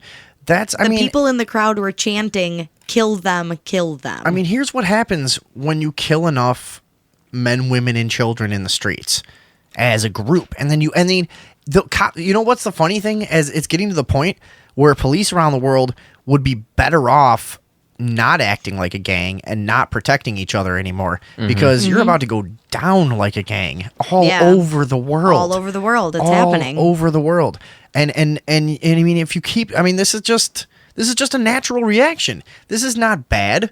This is a natural reaction. This is Can growth. we also? Yeah, this is progress. Exactly. Yeah. Can we just take a moment and acknowledge the fact that China is and has one of the most notoriously oppressive governments and most notoriously oppressed cultures, and they seemed to overtake this notoriously brutal police force with relative ease. Can you imagine if it was this many American police officers versus this many American people? Because I can guarantee you there would be a lot more dead American people. It's because here's the deal. Governments aren't actually in control. It's a mind game. I mean, it's always been that any group of people can overtake almost any group of cops if you've got a slight number advantage or even not too bad of a disadvantage. Mm-hmm. They're not super people. They're mostly cowards. And most of them are pampered and out of shape and haven't had much motivation to be actually fucking tough, you know? Yeah. And when that perception shifts, it's going to shift in a huge way. When people realize, like, these are just little pieces of garbage that act like thugs, and most of them are really not fucking some kind of great fighter or anything. You know what I mean? Most of them are going to be easy to kill. You know? Yeah. That's when that really becomes apparent. It's not going to be. Well, I mean, that's when they'll make the. Oh, sorry. Go ahead. I'm sorry. I was just going to say that these people flooded the streets in this protest, within seconds of finding out that it was happening. Nobody in the crowd was prepared for this. Nobody brought a weapon. They're Nobody just done. dressed for it. They're Nobody, just you know what I done. mean? Yeah. And the police are armed to the teeth in riot gear and weaponry and guns, protective whatever, and they still manage to overpower them. I think it's amazing. It's awesome. It's been to the point for years. Yeah. If I'm with a certain group of my friends and the wrong single cop tries to fuck with us and he doesn't radio out, ooh, it's over for him. Ooh. You know, I mean, yeah, no, seriously. I mean, there's enough groups, and we're not special, but I know enough people that if I'm in the right group of 6 people who none of us want to deal with fucking legal problems ever again, and we're all pretty capable and pretty fucking mean, you know, people who know how to hurt somebody, you know, it's... Bike cop rolls up and starts being a bitch. Exactly, yeah. Hey, what are you guys smoking there? Oh, nothing. Hey, come here for a second. You know? Yeah. Fucking grab him by the legs. Done. You know, one guy stomps him to death and blah, blah, blah. Whatever. You know the whole thing. But I'm not trying to even... It doesn't have to be me. I don't even want to go down like the, hey, we're so tough kind of thing, because... I'm just saying that's how we feel emotionally. You know, that's how we want to fucking do things. So there's enough groups of people like that around the world. This is going to happen more. Yeah. I mean, there's enough neighborhoods where people are so fucking fed up. And it's, you know, the moment before that backup gets there, it's going to start happening more and more. People are going to start not hesitating. Let's kill this motherfucker. We're done. Totally. We've had enough, you know. It, like, to the point where people are willing to give their life to the whole idea, you know? And that's what happened here in China. The first few people to take the step were just like, all right, well, it's going down. I'm gonna die, but it's me or this guy right now. Well, and everybody wants to, and it just takes the one guy to stand up and start it, and the tide flows in over him, you know? Yeah. And it's the moment of like, well, shit, we don't want to let him go down, you know, if I jump on and then 3 more people jump on, and pretty soon we're fucking killing cops. Yeah. Sweet. You know? Way to go. I'm going to find this over the break and post it on our Facebook. There's a really great TED Talk called How to Start a Revolution. I was going to suggest this. Yeah. It's about it shows a video of a man starting a large crowd and doing something without them even realizing it. So I'm going to put that up so people get an idea. Yeah. Of how one person's those videos are good, yeah. Can really create something that you would never expect. We have a comment here from one of our listeners on this link about China. It's interesting that the article brings up Ferguson. This is Joey in Downers Grove. It's interesting that the article brings up Ferguson. Here's the difference. In Ferguson, a man committed armed robbery. In China, someone was selling watermelon. Oh, we didn't discuss that part. There was an instance of extreme police brutality in this area where a man was beaten for selling watermelon without a permit. Who brought up Ferguson? It must be mentioned in the article. Oh, okay. Yeah. The difference between our societies couldn't be more obvious, and I doubt we'll see it get to this level here unless people continue to allow the media, mainstream or otherwise, to create a state of fear and paranoia between police and citizens. So he's basically saying we're being blocked by the media from creating a larger movement. All right, Joey. And that maybe the lack of media there is what helped them get together, because there's a smaller level of brainwashing. A little long-winded, but I dig it. Just kidding. No, thanks for that to Joey. Anybody else or now? Are we No, that's all we got. ready to roll out for a minute here? Yeah, let's take a break. Yeah. If you guys are sticking with us, what are we doing when we come back, Andrea? We've got the Unsolved Mysteries with David Box. We'll be discussing the Grimes sisters. We also have some UFO news, paranormal news, and animals. With the kamikaze, max to the pinnacle. Back. Sunday Evening Overdose, thank you very much for being here. Here. Here's where we are. This is where we are. We are. We have in studio all night, filling in for the Earthling, David Box, who just so happens to be our local unsolved mystery expert. That we bring him in to kind of just fill us in on what's going on in the world of unsolved mysteries and which ones have been solved and which ones haven't. That's mainly what he's around here for. So we'd like to, at this point, dim the lights. Dim the lights, please. Andrea, actually go dim the lights, please. Oh, okay. Thank you. We're going to dim the lights in the studio here.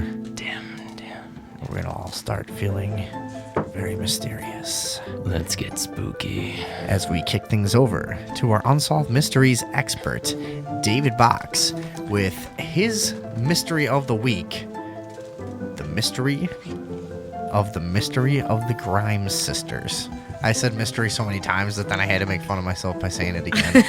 The mystery of the Grimes Well done. sisters. Now, I'd like to just mention one thing. I have a special connection to this. The Grimes sisters were discovered not 5 or 6 blocks from my house on my street.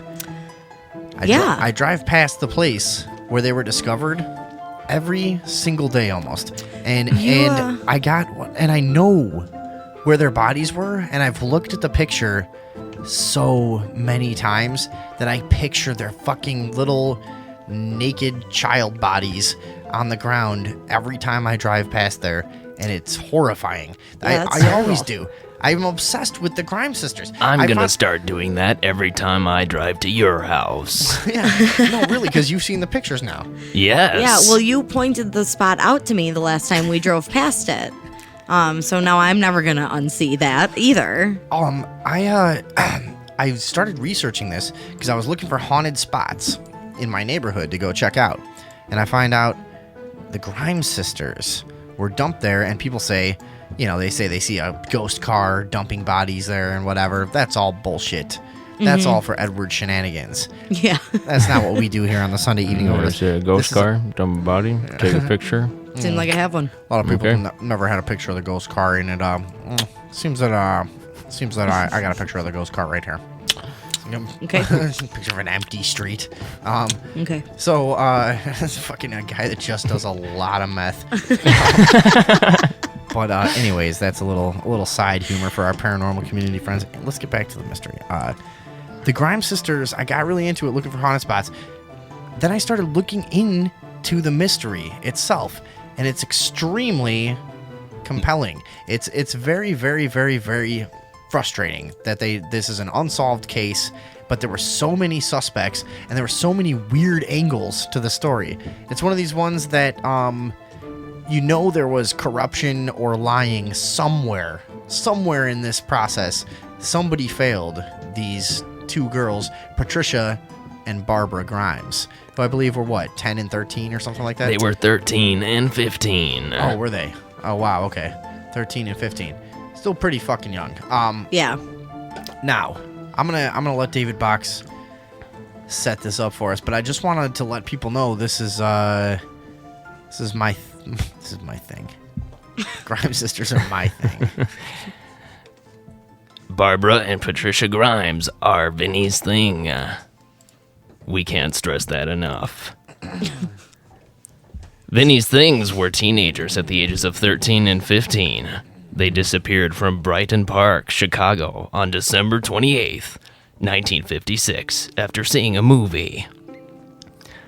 Their bodies were found January 22nd, 1957, behind a guardrail on German Church Road, That's where I live. about 200 feet east of County Line Road Yeah, I in know it's unincorporated Willow Springs, Yep. which became Incorporated Willowbrook around 1960. For those of you who were wondering. Okay. Now, they were only missing for a couple days, right? It was about a month. Oh, it was. December 28th to January 22nd. Okay, sorry about that. That's okay. So, go on. They went missing. They went to see a movie. I think it was Love Me Tender. They went by to... Elvis. It was. Yes, they went to the Brighton Theater to see Love Me Tender, the Elvis Presley movie. That's The theater was about 1.5 miles away from their home. Yeah.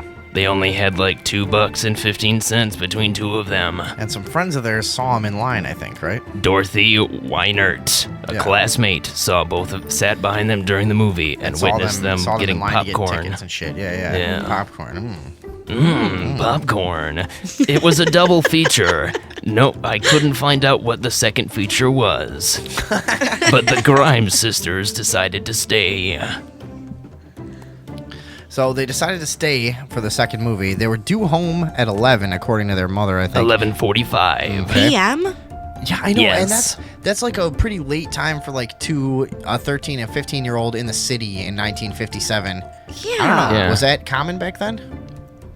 Your dad told me stories about wandering the city as a youngster one time. Oh yeah. Yeah, They were just allowed out late, huh? I guess so. All Right. Well, this is what happens. So 2 girls are out. They're supposed to be home almost at midnight.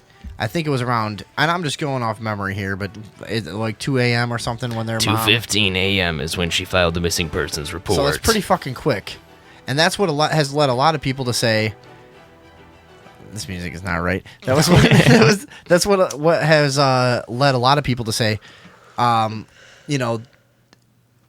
it was like pretty quick to report, like almost like she already knew something was going wrong. Because we'll get into this whole thing, but there's a lot of just like different little sort of like conspiracy theories about the Grimes sisters, and one of them is that their parents might have been involved in some kind of plot to sell them or get rid of them somehow. I read that Loretta sent her son to the bus stop around midnight to stay and make sure that they made it off the bus and home safe from the stop. Okay. Yeah, this says, what I have here says that she sent 2 of her other children. Yes. So 2 sons, I guess. Almost like she wanted extra witnesses. Like, no, they never got off the bus. Yeah. You know? I don't know. I'm just thinking, because you'll see how weird this story gets. Go on. Yeah, I know very little about this, so. The disappearance launched one of the biggest missing person cases in Chicago history, producing many reports of sightings but nothing in the way of hard evidence. This shattered Chicagoans' post-war sense of security. It was initially thought that they That was might a have good run sense of security, too. Yeah, it was real. We all felt real secure. Real secure. That was a great time. It was initially thought that they might have run away to Nashville to see Elvis Presley in concert. Presley himself issued this statement: "If you are good Presley fans, you'll go home and ease your mother's worries." Ooh. Let's see. Is that the end? No. No, we're just getting started. January 22nd, 1957, a construction worker, Leonard Prescott, saw what he thought were mannequins on the side of the road. But he came to discover that they were the nude bodies of the Grimes sisters behind the guardrail on German Church Road, just above Devil's Creek. Yeah, they do. There's so when you go over there now, it's a property that used to have a house on it, and people surmise that it's in some connection to the bodies being dumped there, which it very well may have been. But the people abandoned the house with like cars still left there and shit, and it became a big party spot for local kids until it got burned down. So now it's just an empty property and like a dry creek bed, basically, and a guardrail. You can go there and look at it. You know, I mean, it's. I go past there all the time. It's very easy to picture. Like, go there. And back then it was rural. There were none of these houses, you know, on the street. So Right. they were left there. What did they estimate? How long were they left there? There's a lot of debate as to how long the bodies had been there. Well, because a lot of people think they were alive when they were dumped, right? Yes. Like they were knocked unconscious and left there, and they froze, And they died of exposure. Yeah. Let's see. One autopsy performed by experienced pathologists, and that's all that I could find on this, concluded that the sisters died the night of their abduction. The approximate proportions of food of their last known meal was still in their stomachs. And then- it's one of these cases where it's weird. Because they were spotted like all over the place too, you know. Different friends of theirs from their school said they saw them at like a diner, they saw them at a fucking pool hall, they saw them here and there. Here's something real creepy. On January 14th, the parents of Patricia Grimes, Grimes's classmate Sandra Tolstan, received 2 phone calls around midnight.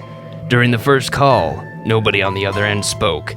Picking up the second phone call 15 minutes later, Sandra's mother, Anne, heard a frightened and depressed voice asking, "Is that you, Sandra? Is Sandra there?" Before Anne could bring her daughter to the phone, the caller hung up. and was convinced that the caller's voice belonged to Patricia Grimes. Oh my god. I hate that. I hate what's happening. I hate that. Did they? Because they obviously they didn't have like 911 then, right?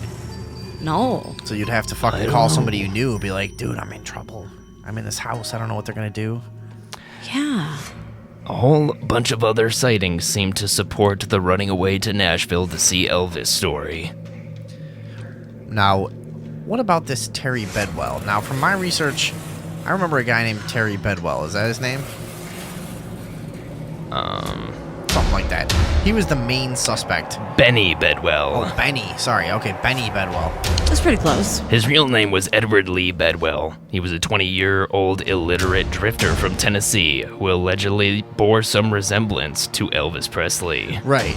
And then he ended up being a suspect in this case, but if I remember right, wasn't he later convicted for raping and killing a girl in another state? No, that's someone else. Oh. I'll get to that guy. I had this confused. I'm sorry. Why don't I let Unsolved Mystery expert David Box lead the way? We brought an expert in on this. I'm sorry about that. So, back to the autopsy. Remember when I said that there was food from their last meal allegedly in their stomachs? How could I forget?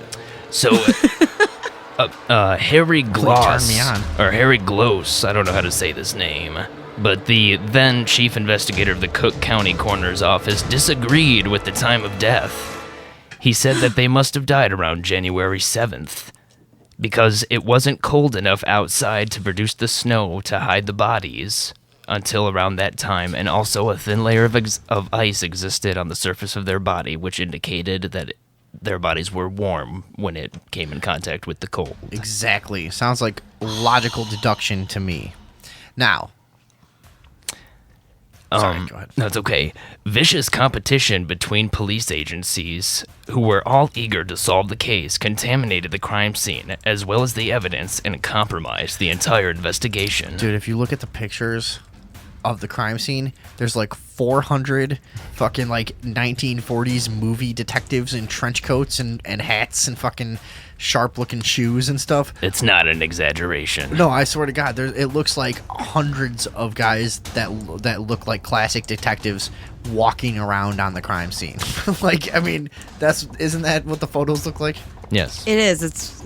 It looks staged. It looks set up. Yeah, You know? I mean, and meanwhile, there's these two girls who basically look like they've been dumped like rag dolls. They don't look like they ever were conscious there. You know what I mean? Mm-hmm. They look like they were thrown and they died, you know?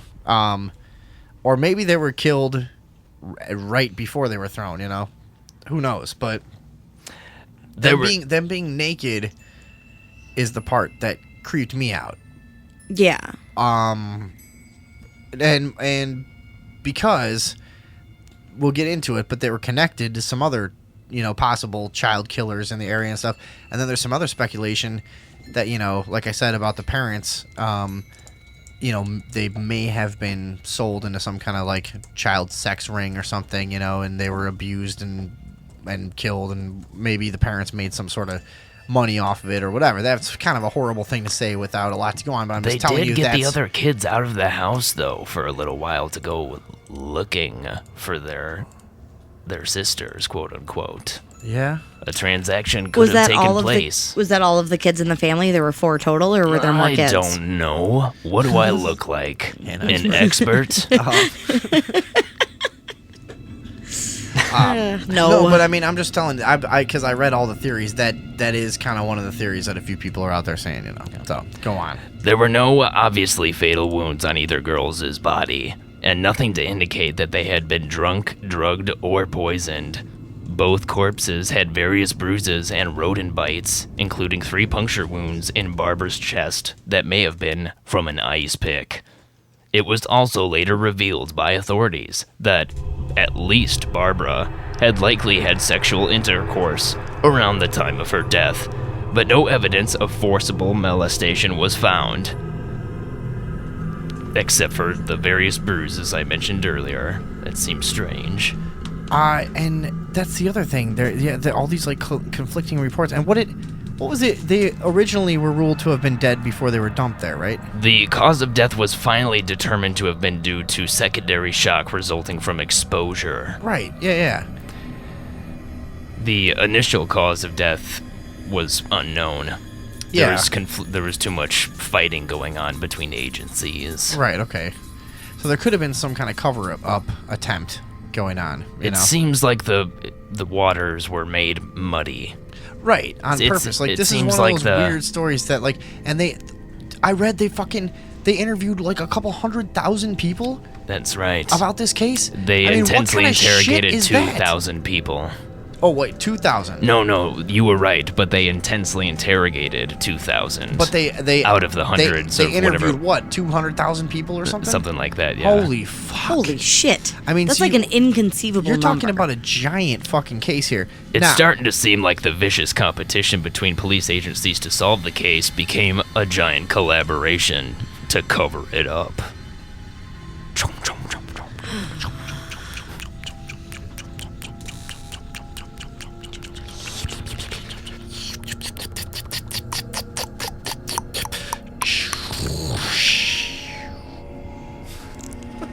Anyway, what were you just about to say?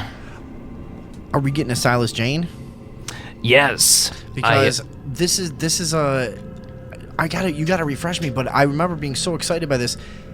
There was some other child murders that were connected to this old fucking this guy called Silas Jane, who. Sorry, go ahead. Do you want me to jump right in that or go over the other suspects? Yeah, fine, keep going. I mean, whatever you want to do. That's the most Do you want to get exciting to part. it? Let's dispose of the other shit first, because then let's get to the most exciting part. Let me just burn through this real quick, because some of them are funny. Benny Bedwell, his real name, Edward Lee Bedwell, was a 21-year-old illiterate drifter from Tennessee who allegedly bore some resemblance to Elvis Presley. The owner of the restaurant where Bedwell worked claimed to see him with the girls. Bedwell was charged with murder after signing a confession.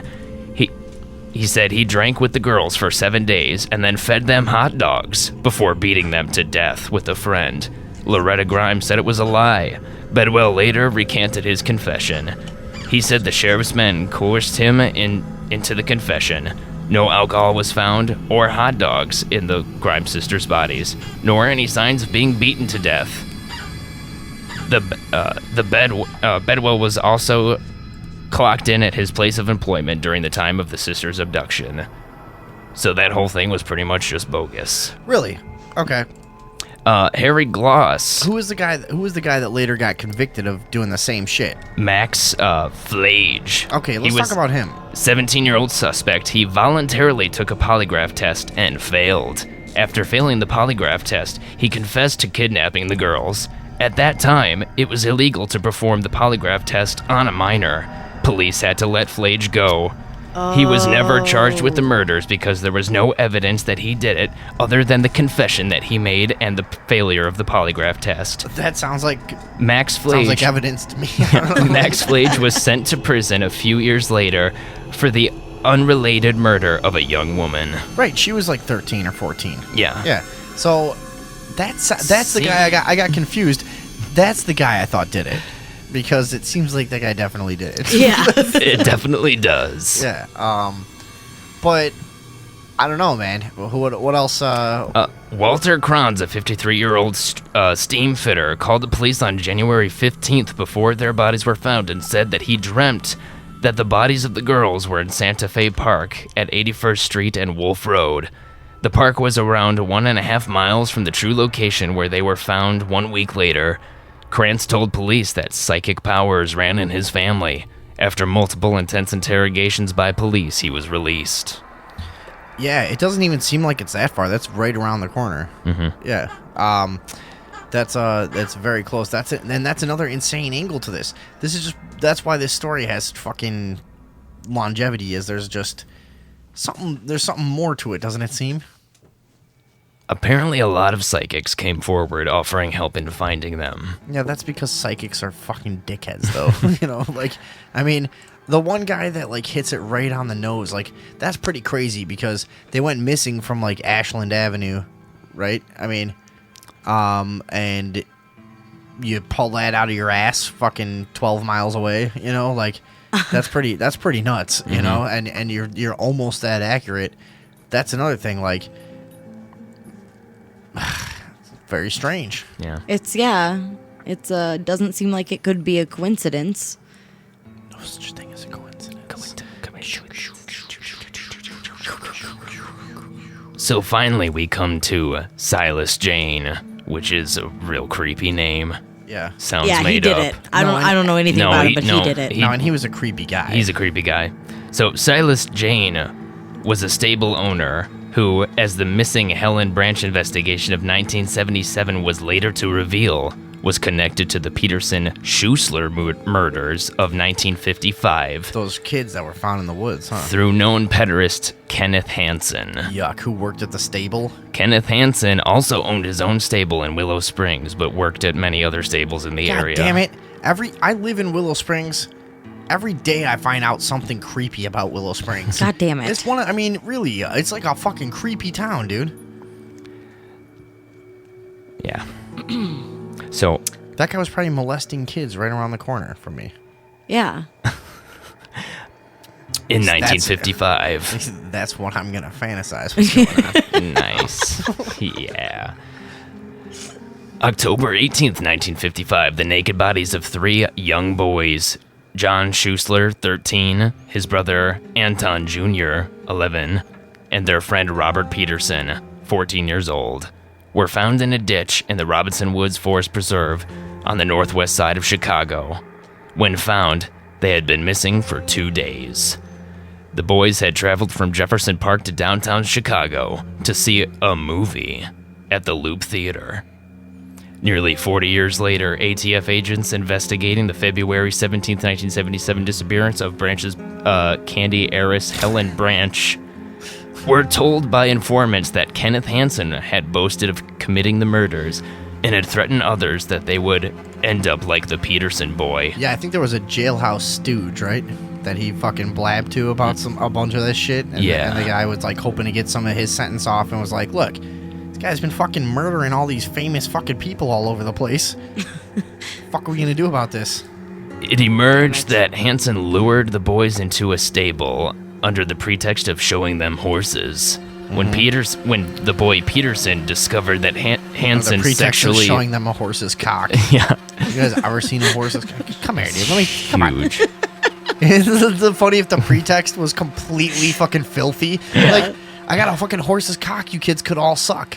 You guys want to come here? The children were led into the stable thinking they were going to give blowjobs to horses. But they were sadly mistaken.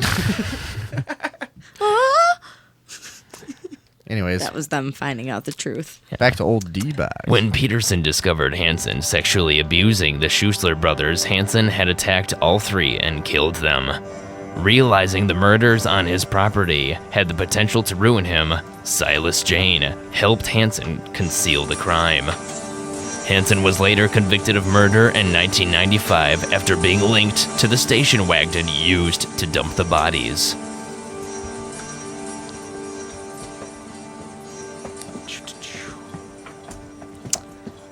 So here's the connection. Kenneth Hansen and the Kenneth Hansen's murder of the Schuessler brothers and the Peterson boy, and the connection to the Grimes sister murders.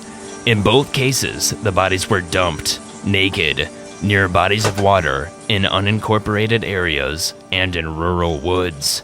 I object. The Grimes sisters were not dumped very near a body of water. It's like, it'll take you like 15 minutes easy to walk to the river from there. Oh, really? Yeah, that's fucking bullshit. I thought it was just above Devil's Creek.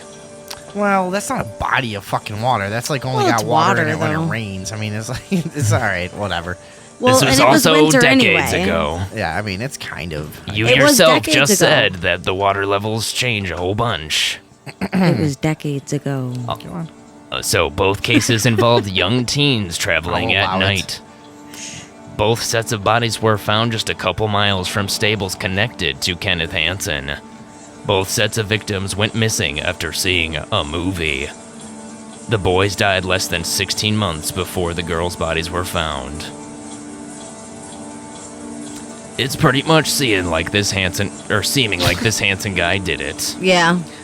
I don't know. What about Flage? It definitely seems like Flage did it too. Seems like both of them did it. But here's the thing. The murkiness of the investigation. The way the investigation was clearly allowed to be botched. Because, like, by 1957, they were already well on their way with like very modern fucking techniques of dealing with crime scenes and shit like that. I mean, the mob era and the whole like FBI development of all that shit was fucking 20 years before that, and they got like 400 dudes trampling all over this crime scene of 2 teenage girls laying there on German Church Road. That's where I live, and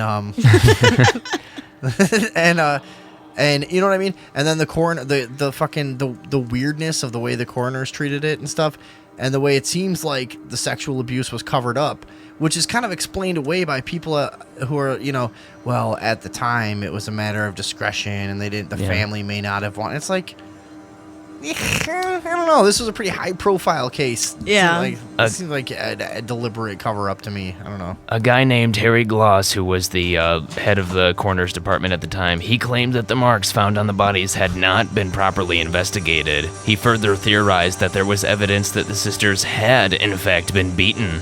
He claimed that the gruesome details might have been left out to spare the girls' reputation and the mother's feelings. The Chicago Crime Lab continues to insist on the mostly clean nature of the bodies.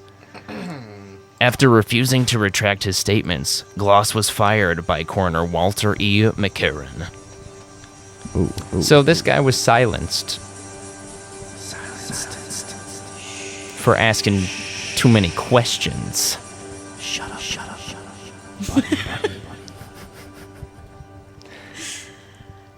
It kind of seems like it could be a sex ring thing, like you were talking. Yeah, it kind of does seem like that, doesn't it? That's what I always thought.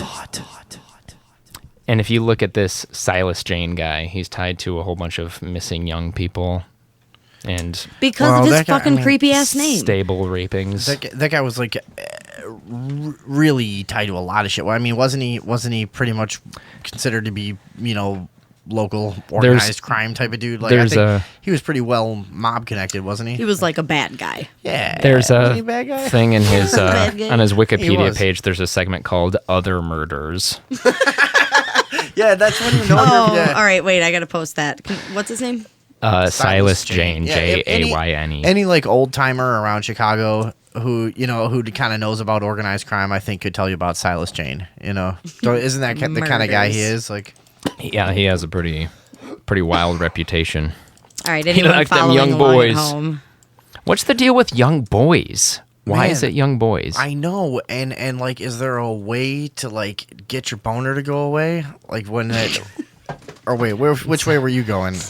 Sorry. I'm not sure. Yeah, no. It sounds like you're going up. Yeah, no, I thought you just meant like, why are they so damn sexy? Fuckable and killable? Like, yeah, so fuck, you just want to fuck them and kill them. Put them in the woods. So, I mean, like, before they get big enough to do it to you, I think that's the thing, you know? That's, is that what you meant, or no? Yeah, what's the deal? Why do these, like, crazy, narcissistic, crazy people fucking get a hard on for little boys? What is it about it? We've talked, it's funny how often this show comes back to that, because that's how often the power structure goes back to that. And, you know, anytime we talk about, like, a major, like, child rape and murder case, there's either a theory or a tie to a political fucking person or a powerful person or something like this, or a mobster or somebody, or the other way around. Anytime we look deep into, like, real power, you find child abuse and child sex allegations, at least, you know, and shit of that nature. So, dude, I've mused endlessly on it. I think there's something other dimensional and other weirdle about it. Don't knock it till you try it. Yeah, no. I really think there's something there's something sick in this world that, like, that becomes the only way to get some certain type of fucking feeling or energy. You know what I mean? Oh yeah. And it's like, we had a long talk about this. Yeah, before. There's just a way of getting to that point of evil in your brain where you go, this is the only way to fucking get my rocks off anymore. This is the only way I feel. Yeah, but it is. It seems to be connected to power, especially, and I don't know. I'm sure we'll go into it for many, many moons to come. Many moons. Well, that was the It Grimes always sisters. happens on a moon, never during the day. Yeah, that's some fucking crazy ass shit. That's Yeah. I've been fascinated about that for a long time, and like I said, I drive past the dump spot every day. I'm never gonna not see it now. I'm never gonna not look at it and say that's where they found every time you drive them. by there, you will see that fucking because God damn it. the crime scene photos of them are so brutal too. They're just like it's not gory. It's just like terrible. It's like you like you threw 2 rag dolls out of a tree, but they were like tied together at the waist. Yeah, it was, and they're just like laying all like smashy, crumped on the fucking on the ground. And, real disrespect, no reverence. Yeah, it's when you see it, you immediately recognize the utter lack of care that whoever it was just they were just whipped by their ankles, just like just laying there fucking like a heap. Those photos are so brutal. And now when it's on your street that you live on, you drive past it just like dude, I think about it enough, and it's weird enough, and it was so long ago that I don't like feel real sad about it because you know what I mean. I don't really like. There's plenty of other. I'm just scared of it. Yeah, there's plenty I'm scared of of the sisters. There's more recent things to be sad about, I guess, or whatever. But I could understand why the people that lived on that property just left. Yeah, they're like I'd have left. Every day I might have taken my car with me, but I'd have left. Well, yeah. I mean, but I don't know. It could have been a fucking car that didn't run, but that was a story. Because I live in this neighborhood now, so I talk to all the fucking people around there. The story is the people just left, and they left furniture, cars, and fucking shit behind. Kids basically just started partying there all through the 70s and 80s, and somebody burned it down. Yeah. But, so, I could see why you'd leave, though. Every day you wake up, like, that's where those fucking teenage girls were dumped. And you're just like, eventually you're like, you know what? Why don't we just cut our losses and just fucking go get a house in Keegan? There's better places. Shit. Let's get out of here. Yeah. Where girls haven't been dumped. I think we can find one of those. Let's take that child sex ring money and start a new life somewhere else. Yeah, exactly. We did our part. And those girls were... quite fetching. Yeah, they were. If you looked at them, they were. For the 50s, girls weren't that pretty yet. So when you see the pictures of the Grimes sisters, you might not think they're that attractive. But I think we have one we can put on the Ustream for everybody. The 15-year-old one looks old. I could see fucking them in the 50s. In the 50s, I could see fucking them. Well, I shouldn't say that. They were 13 and 15, but I could see fucking them as a pedophile in the 50s. Yeah, I should say. No, they were pretty. A pederast. They had lots of potential. They were going places. All right. I mean, you're starting to say it so naturally. They were going to make so much confidence. No, I took it as regular. No, it's getting bad. I forget. I've been doing this show for a while where I just say shit like that, and then I've been doing it in groups of people at restaurants. I just forget the fucking. My mind is just melding into this mode where I'm just like a pedophile, racist murderer. Because that's what all my jokes are, and just roaming the hills, just murdering people for horrible reasons, jerking off on their corpses, running around throwing their bodies at UFOs and shit. Trying to tie the whole show together. Yeah. Is that it for the Grimes sisters? That's all I have. Yeah. Well, thank you very much, Unsolved Mysteries expert. You're welcome. I had Box. lots of fun doing that there. Thank you for stopping by. What else we got on the docket? We got some UFO news this week. Do we? Let's do that real quick. All right, yeah. We don't have any videos, so this should go fast. I'm going to put this one up. Man stuck in a traffic jam in a Houston suburb had the time to snap a photo of what he believes to be a UFO. I don't know if I'm convinced. Do you have this? Yeah, I'm looking at the picture. I mean, it's like a basic, here's some light glinting off of some object. Yeah. Kind of thing. I mean, you don't really know. It looks, and it almost looks like, so they have where they enhanced the picture so you could see the shape of the object better. And it almost looks like it could be just an airplane at kind of a bizarre angle. Sure. You could see a wing coming up with it, like a little airplane. Yeah, well, that's what you think. But that is what I think. But this guy, Who's this guy? I'm down here in the middle of the article. Who's the guy that took the picture? Alfonso Servin. He says he enlarged and digitally colored the object that he believes to be photographed. Did you look at that? And that's like halfway down the article. So you guys can check this out on the that's Facebook what I'm page talking about. if It's you're like listening live. Yeah. with the black background and the That's what you were talking about? I thought you were talking about... Oh, I'm sorry. No, It has can't you a- see kind of like on the right side, it looks like a little bit of like an airplane tail, and then... Or, No. You That's don't see that? 100% flying saucer. Oh, no. It's definitely got a saucer shape, but I see how motion blur could create that sort of image with a plane, maybe. I don't know. Whatever. Angle. There's way better We shit going saw on. an airplane that looked like that the other day, remember? I'm not impressed. Unsolved mystery expert David Box and I both saw an airplane that we only It knew was an looked like a airplane because we rod. knew it was an airplane. Yeah, it was weird. Yeah, this definitely has saucer shape to it, and the enhancement isn't a cheat. It's just like a boost in contrast, essentially, to give you an idea of the outline of the alleged craft. And it does have a saucer shape. It's definitely not an airplane right off the bat, and you do need to sort of stretch your imagination to see how a motion blur could create something like that. Yeah. Oh, what's that? UFO. No. UFO. All right. UFO. So our other UFO news. UFOs are noisy. They're really, and they're clunky. They're really, Their engine sucks like a lot of air through it. They're really cartoony too. Yeah. Where they're always like, "Hey, whoa, I'm a UFO. Oh, I'm living in your yard. Oh, here I'm an alien." The same way of doing aliens. All right, so then we had a British witness. It says UFO hovered 20 feet. What kind of headline is this? British witness says UFO hovered 20 feet off ground. You're fired. Openminds.tv. Roger Marsh. What is this one?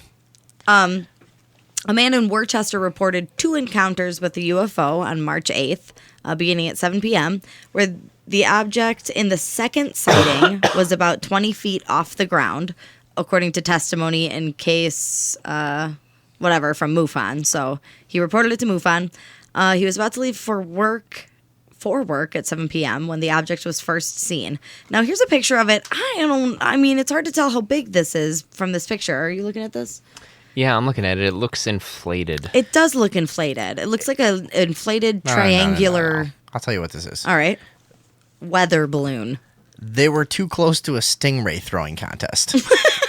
Oh, yeah. That's what happened That's here. exactly what it is. This is clearly a It's a stingray stingray, flying through yeah. the air. Yeah. That's what it looks like to me. Well, it's just like a giant fucking triangle flying around. I mean, I guess it is sort of metallic looking, you know. Yeah, and he said there was a bright white light beaming down. So, like, this object Yeah. could have been generating light. Now, it does What's look like weird- it's lit from underneath. Yeah, it looks like when you look at it, it's like, oh, that's the sunlight hitting it, but the sunlight is coming from below instead of above. Oh, So wait, that no. can't- This photo isn't taken by the man who made the sighting. This is a photo that the man found on the internet that resembles what he saw. So this is what he used to describe it to MUFON, but this isn't actually literally what he was seeing. Oh, well, this is still an interesting photo. Yeah. Where's the photo he did take? Apparently he didn't take one. Oh, Because he's the only man in the world without a camera phone. so I want to. So that's the UFO sightings this week, huh? That's it? That's all we got. Nothing big lately. Nothing big, no. UFOs have been fucking lame lately. People haven't been outside as much, maybe, because it's been Yeah. winter. Ooh, But it's People are not gonna spend- winter all over the world, dummy. But up here it is. Fucking idiot. We tend to report on European and That's true. American. We're not biased on our reporting. No, but those tend to be the stories that we find. Whatever. I feel like UFOs need to step it up. If we could just put that message out there, you guys could do some cool shit. soon. Show yourselves. That would be awesome. We're gonna take like one quick little break for a little bit of pissing and drinking Little and pissing and smoking, and be right back on the Sunday Evening Overdose. Thank you very much. Now I'm rolling with the commies. I never took lessons from no hip-hop Nazis. Keep throwing darts, 'cause this world made out of... Open it, smell. All right, we're back on the Sunday Evening Overdose. Thank you very much for sticking with us. Back. What'd you guys think of the Grimes sisters? I told you that was a tantalizing tale. I got like I felt things when I was going through some of that information. I think it was the music. It must have been the music. No, when And the lighting. that part. Okay, here are the two things that got to me between the time that they went missing and the time that they were found. First of all, one of the sister's classmates, Patricia, was one of the girls' names, right?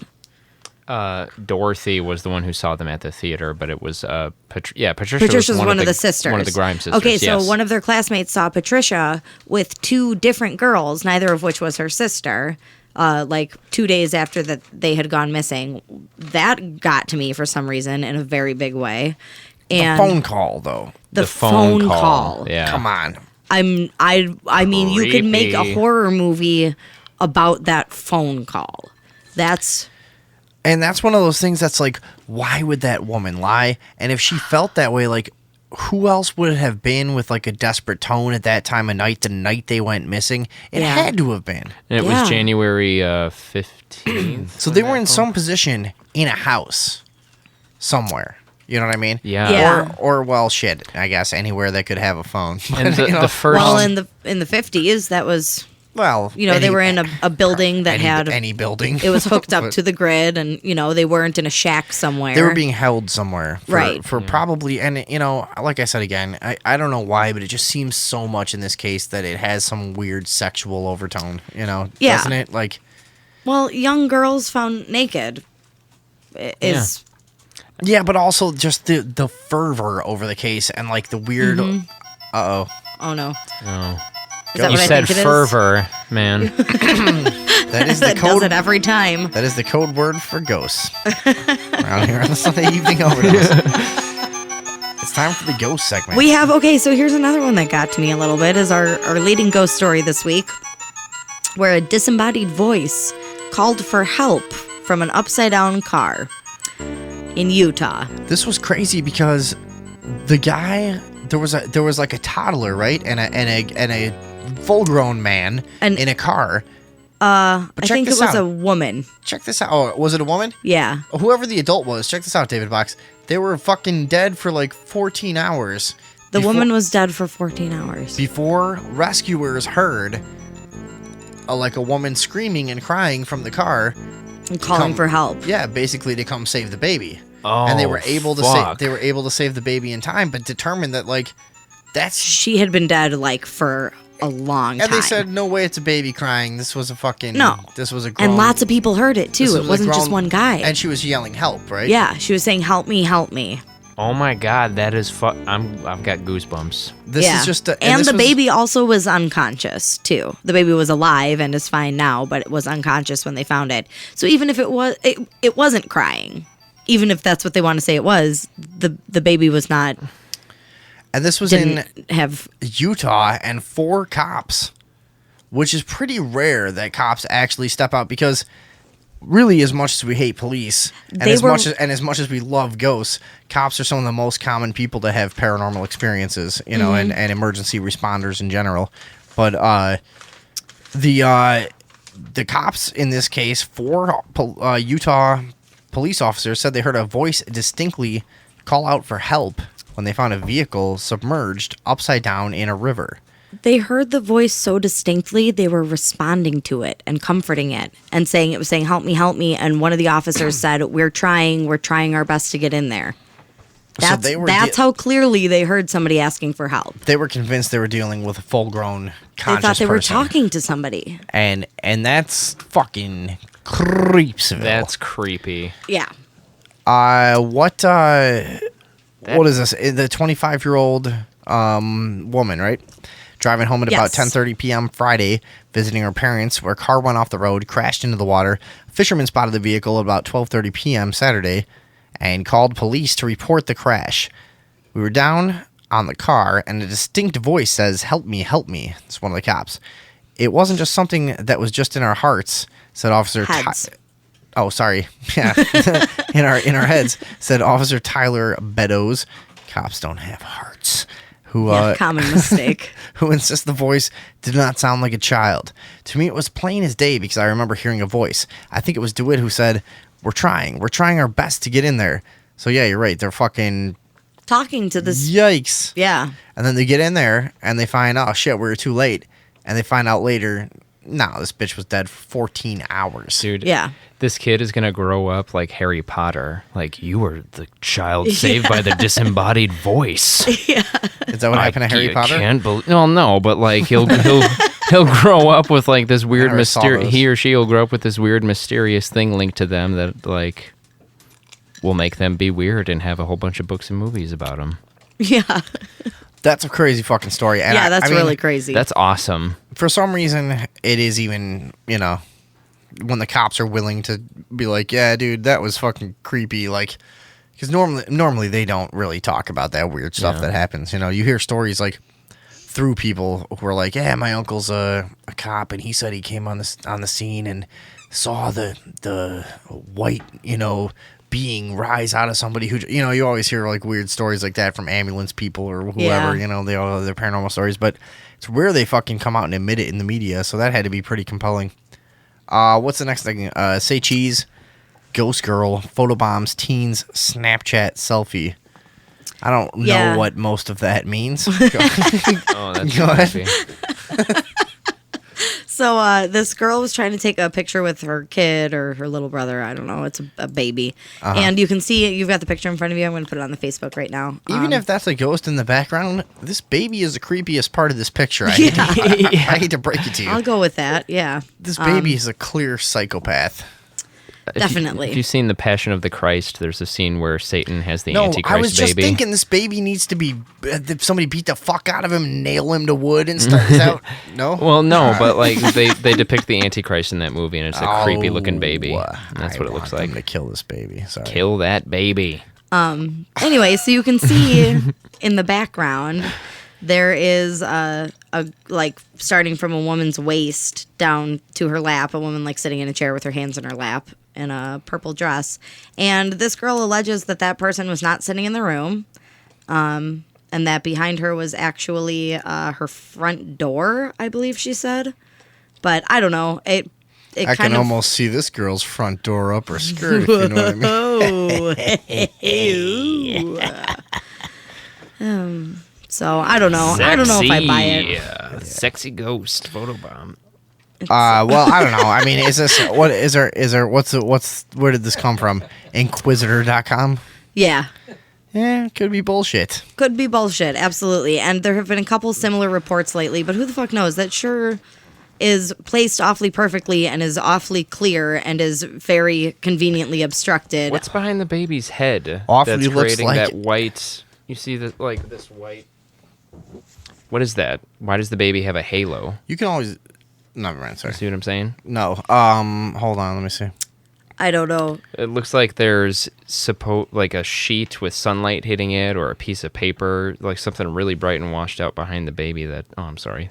That looks like They're out of place. They're about to put one of those collars like they put on dogs who have stitches. That's what it looks like. They're about to throw one of those on the baby. The baby has like weird Dracula collar popped in the back. And then look at the mom's face. We hate this baby. Yeah, we're gonna kill this baby. This baby sucks.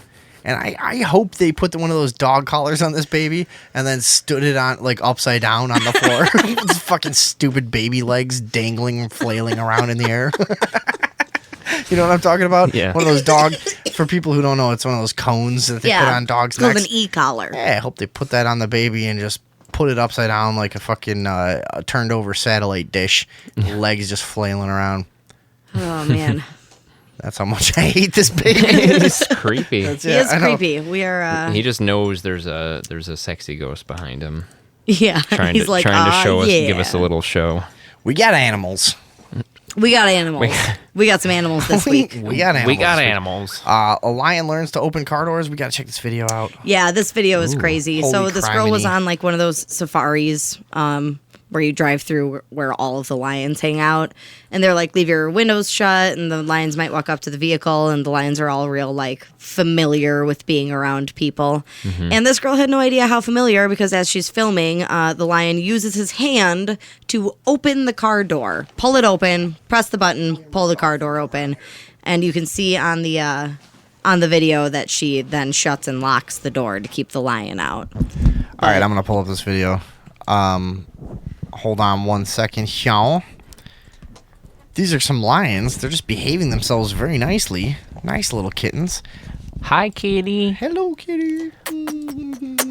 Oh, he's walking up. Man. Oh, shit. He is handsome. He's large. Those things are large up close. Oh, no. It's Oh a my real God. fucking beast. We should fucking probably be careful around this thing. Don't be ridiculous. This is the inner monologue of these people. Is like, why did we think this would Look be at fun? that guy. Like, when this is... With his mouth, you're just like, Why did we not stay in Nebraska where shit was cool? Where like it's annoying when a grasshopper fucking latches onto your forearm with its stupid sucky arms. Everything that's Like, oh my fuck! God, Oh my god! The tiger just bit the fucking door Lion. open. Yeah. Or as a lion. Yeah. They just Yeah. bit the door open. Everything. That's not how I expected it. I thought it would get it with its paw. When Yeah, I saw me the too. title of the video, it just bit the door open. Look at that. Hold on. I gotta see that again. It just walks up and like that's how much a lion doesn't give a fuck. I'll use the bottom. Imagine using the bottom of your teeth to grip metal and just rip it backwards. Like you would never do that. Yeah, you guys. Lions are crazy. This happens at about 40 seconds into the video. If you Oh wanna- shit, we're missing the audio. so. Sorry, hold on. We're missing the audio of this. We got to get their reaction on this. I was just watching the video. Cindy. Oh my god, he's by the door.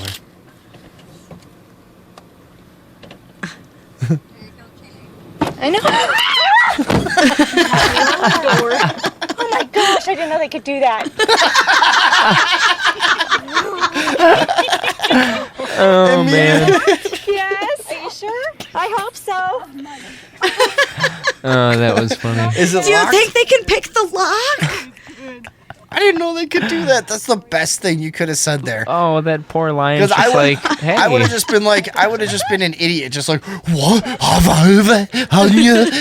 And she at least has the whereabouts, you know, or she has at least the wits about her. The wherewithal. The wherewithal or the wits about her to say, I didn't know they could do that.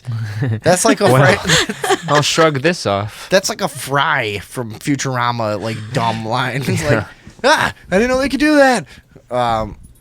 Lions can't do that. You got lucky. Everything that happened up until the point that the lion opened the door, I thought was awesome. I think you got lucky. I would have loved to have been in that car. Those lions are probably sad. Yeah. Getting ogled at all day long. Maybe they're used to getting food from idiots, and the lion's just like, hey, make with the shit, human. Yeah. And I'll then come what in else? there and get it myself. Man thrown out of a boat by a great white shark attack. Yeah, they're getting craftier. Oh, man. Dude, it's like Deep Blue Sea. Sharks were throwing themselves onto land, trying to fucking eat people last year. They're fucking biting people in record numbers in Australia and the Gulf in Florida. I mean, it's going all over the place. Great white sharks spawning where they've never spawned before off the coast of North Carolina. Now what? They're just bursting into existence. And now what are they doing? Now they are taking on boats. This great white shark rammed a boat and knocked a man overboard. Damn. Oh my God. Now, we've seen this behavior before, I'm sure. This isn't the first time. We reported on a kayaker that was knocked out of their kayak by a great white shark at one point, I think. But what happened to this guy? Did he get bit? No, the shark, he was able to get out of the water before the shark got to him. Or maybe the shark just wasn't interested. The shark uttered an embarrassed apology. Oh, goodness. and Forgot shyly, my glasses. and shyly swished his tail off into the depths. That or the shark is like, this is a warning. I could have eaten This your is why ass. I don't have any friends. And what was it, 15 feet? Launching Yeah, it into was the a side fucking giant shark. launching into the side of the boat, knocked him off his feet into the water. Whoops a doodle. Yeah. Sorry, neighborino. Mr. McGrath added that Mr. McGram was okay, and I don't need to know who either of them are, because that's No, it fine. doesn't matter. Mr. McGrath added that Mr. McGram was okay, despite suffering some heavy bruising to his ribs in the fall overboard. Oh, well, you know, that's about the best you could fucking hope for. I was in a shark attack. What happened? I had a couple of bruised ribs. Like, what were you wrestling it on land? It was a really old shark, had some shitty dentures. Fucking, and just came up and mush mouthed me. It was kind of actually sad. I just grabbed it and guided it in another direction and it just swam off. It was no big deal. Couple bruised ribs. It's For sad sure. I because feel you sad know, for that yeah. shark. I mean, it probably used to be a pretty big shark about the bay. You know, it's like a Yeah, man it lived about so town. long But- it stopped growing teeth. Yeah, I mean, it really would have at one point. Really, probably would have bruised like way more ribs. Used to than be a it did now. megalodon, and now And it- he's just a shriveled up They call raisin him. shark. They call him Great White Gummy.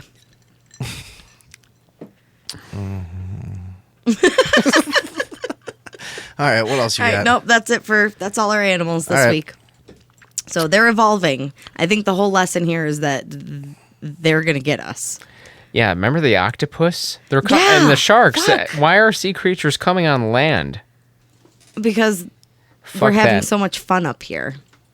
Because of all the fucking radiation. Oh, that's right, Fukushima. They're all getting radiated all over the place. Ooh, acha, ow, ow, ow, ow. They're just like, Yeah. jumping out like, Oh, damn. it's boiling. Like, I'm mutating. Ow, ooh. Dream Man. Oh, the Dream Man. I'm really excited to talk about this. Dream Man. What is this shit? This is, I'm going to put the link up on the Facebook right now. Is it known by Dream Man as a phenomenon around the internet, or is that just what we called it in our interoffice correspondence? That is what we called it in our interoffice correspondence. I don't know that this man has an official title. Let's see. His most common name is This Man.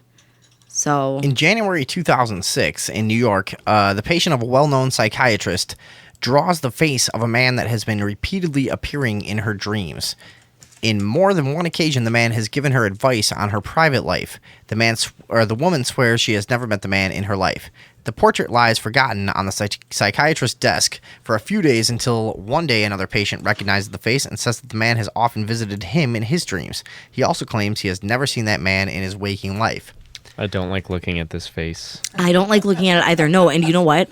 When He's got that kind of irritating face of like, you know he's a prick, but you can't figure out why. I really you don't know? like. Yeah. I'm uncomfortable having him on Oh my this God. screen here. Will you get rid of? Can you post it up for the people I to did. Scary. check out? Yeah, let me tell you something though. When I was reading this story and getting I've to been know holding this joint for a really long time. Yeah. Yeah, I'm man. sorry. classic. When I was reading this story last night, I was alone. Oh, There was someone else in the room, but he was asleep, and the dog was also asleep. And I was reading this on my laptop, so it was right in my face, and all the lights were off, and it was dark, and I was by myself, and it was the middle of the night, and I fucking hated looking at his face, but I had to read everything. And he's on every fucking page of this website. He's It's very terrifying. upsetting. He's fucking terrifying. So Yeah, a lot of people, although a lot of people describe his face as kind and loving. It's bizarre. He's they're- got kind of like monkey face. Are people like comforted by him, or are they made to feel uneasy on the most part? It's kind of a combination. I on this website, I posted a link to this on the Facebook, but there's a collection of people who have submitted their dreams that they've had with him in them. And usually, let's see, here's one where he chased somebody. There's one where they they fall in love, they meet and they fall in love. He tends to occur in recurring dreams. And people how many people to 2,000 around have claimed they've seen this man in their dreams? Since 2006. In many cities all over the world, Los Angeles, Berlin, Sao Paulo, Tehran, how do you fucking say it? Tehran, Beijing, Rome, Barcelona, Stockholm, Paris, New Delhi, Moscow, etc. At the moment, there is no... sorry, where did I lost my fucking place? At the moment, there is no ascertained relation or common trait among the people that have dreamed of seeing this man. Moreover, no living man has ever been recognized as resembling the man of the portrait by the people who have seen this man in their dreams. The aim of this website is to help those who have seen this, and let's give out this website, by the way. www.thisman.org. That's what it is. Jesus Christ. Yep. This is a creepy Okay, go little to phenomenon. So the aim of this website is to help those who have seen this man in their dreams and to foster communication among them to understand who this man is and why he appears in apparently patternless array of situations in the dreams and such diverse human subject. Yeah. He doesn't seem to. So who has, I mean... What are some stories that people have of this dude? I will tell you.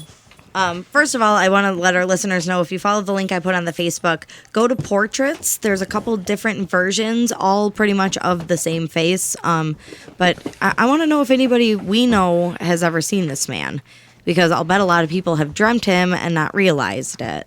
Yeah, we Call in if you've seen this guy. connect some people to their deep psychological mans. You know, he's less scary the more that I look at him. I but felt it going wrong, so I just weird. decided to just go Just ditch as it. wrong as Yeah. possible. I didn't even acknowledge what you were saying. That's what I felt. So, yeah, post that out for people. So what? Yeah, exactly. What are some of these fucking stories that people are reporting? I fell in love with him from the very first time I saw him in my dream. Even though if I think about it, I must admit he's really ugly. And yet each and every time he sweeps me off my feet with his romantic gestures and sweet words. He buys me flowers, jewelry, and takes me out to dinner or to the beach or to watch the sunset. And that's that person's dream. Okay, I've always had this dream of flying in the sky over my city and observing my friends from up there. Since I moved to another house, I started meeting this man while flying. Not every single time that I have this dream about flying, but often enough. He flies too, but he never speaks. That's somebody else. How many of these do you have? There's a lot of them. I won't read all of them. Let's do a few for people. And, Yeah, this is interesting. I mean, these Go are where- look at this Are these guy. accounts all from this website? Yes, yeah, there's a whole collection of them here. I'm just picking out a couple of them. And again, if you're just joining us, these are all people who see this same fucking distinct looking, but not like it's not like he's an alien or some shit. I mean, he's a guy. He just has he's these got some eyebrows. distinctive facial features, and he's kind of a fucking, a looks- weird looking guy, but he's a human being. He Yeah. doesn't seem to be much else. But there's up to 2,000 people have reported to this website that they've dreamed the same guy, right? Yeah. Yeah. So what other kind of stories we got? Okay, so the first one where they fell in love, the second one he was just kind of around. Now this next one, I dreamt of this man when I was in the 10th grade. He hasn't been in any recurring dreams, just one very memorable and terrifying dream. In my dream, I was stuck in a room sitting on a stool. A few feet away from me, there was a television set. I was visited by two men I had never seen before. Not this man. And they both attacked me. I woke up covered in sweat and tears, and I was screaming. I somehow fell asleep, and then I found myself back in the room. I started screaming and crying. Then this man showed up on the screen. I begged him not to harm me. He didn't change his blank expression or speak. He slit my throat, and I woke up. I suppose he let me out of the nightmare, but I couldn't stop thinking about him for weeks. I still have some of the sketches I drew of him. I know, it's kind of weird.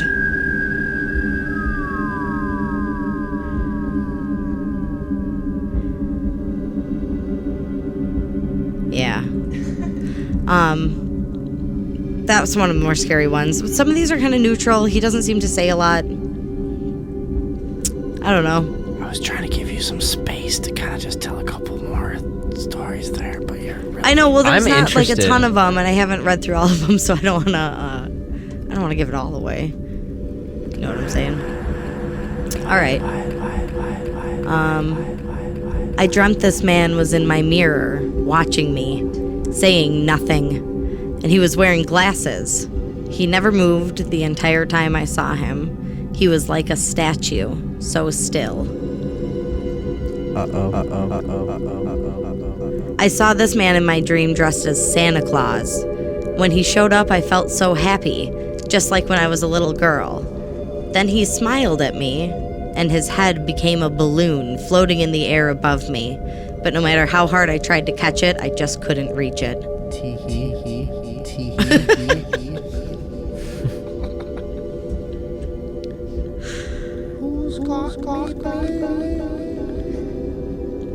What? Who's got me balloon? Apparently it's this man. I've seen this man in 3 completely different dreams. He was slightly different from the picture, but I recognized him immediately. He appeared suddenly and disappeared in the same manner. His message in all 3 of my dreams was, "It's all over." That was repeated 3 times in each dream. The differences in the picture and the man in my dreams are... He was talking about white genocide. Yeah. Now, can we finally get down to that? It's clearly what this is about.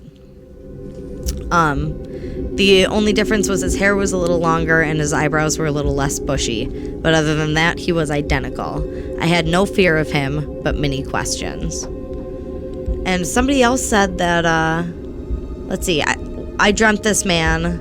He was Brazilian and very handsome. He was a school teacher type with 6 fingers on his right hand.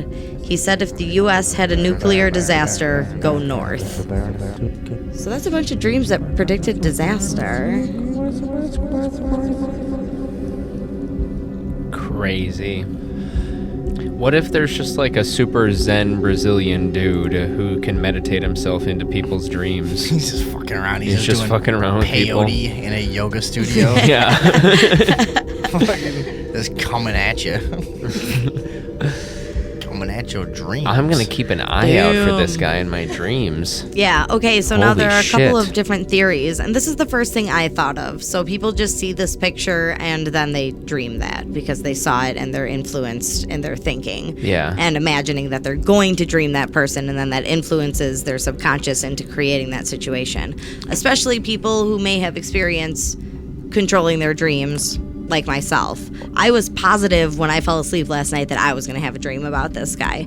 I'm glad I didn't. I may have and not remembered it, but I definitely, I believe if I see him now, it's going to be because I influenced myself into doing it. Go on. Do you want to know something?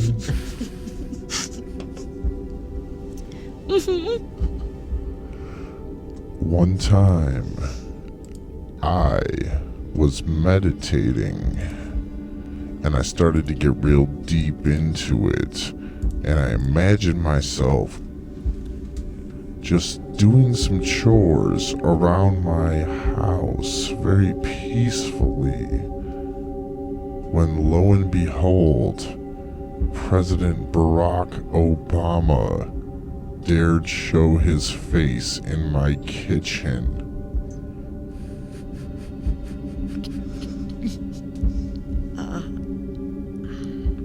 Would you like to hear more? Yeah. Yeah. Listen to this. So I turn around and I says, fuck, the president's here. And I knew immediately if they had sent the president that there was no negotiating my escape. And I knew I was a dead man. And I said to him, "You're here to kill me." And his face transformed. His eyes grew large and black. His teeth extended as a vampire. And he looked slowly and coldly deep into my eyes. And he delivered this well thought out and rehearsed line that I could tell he'd told 1,000 souls before me. He said, "There are worse things than death."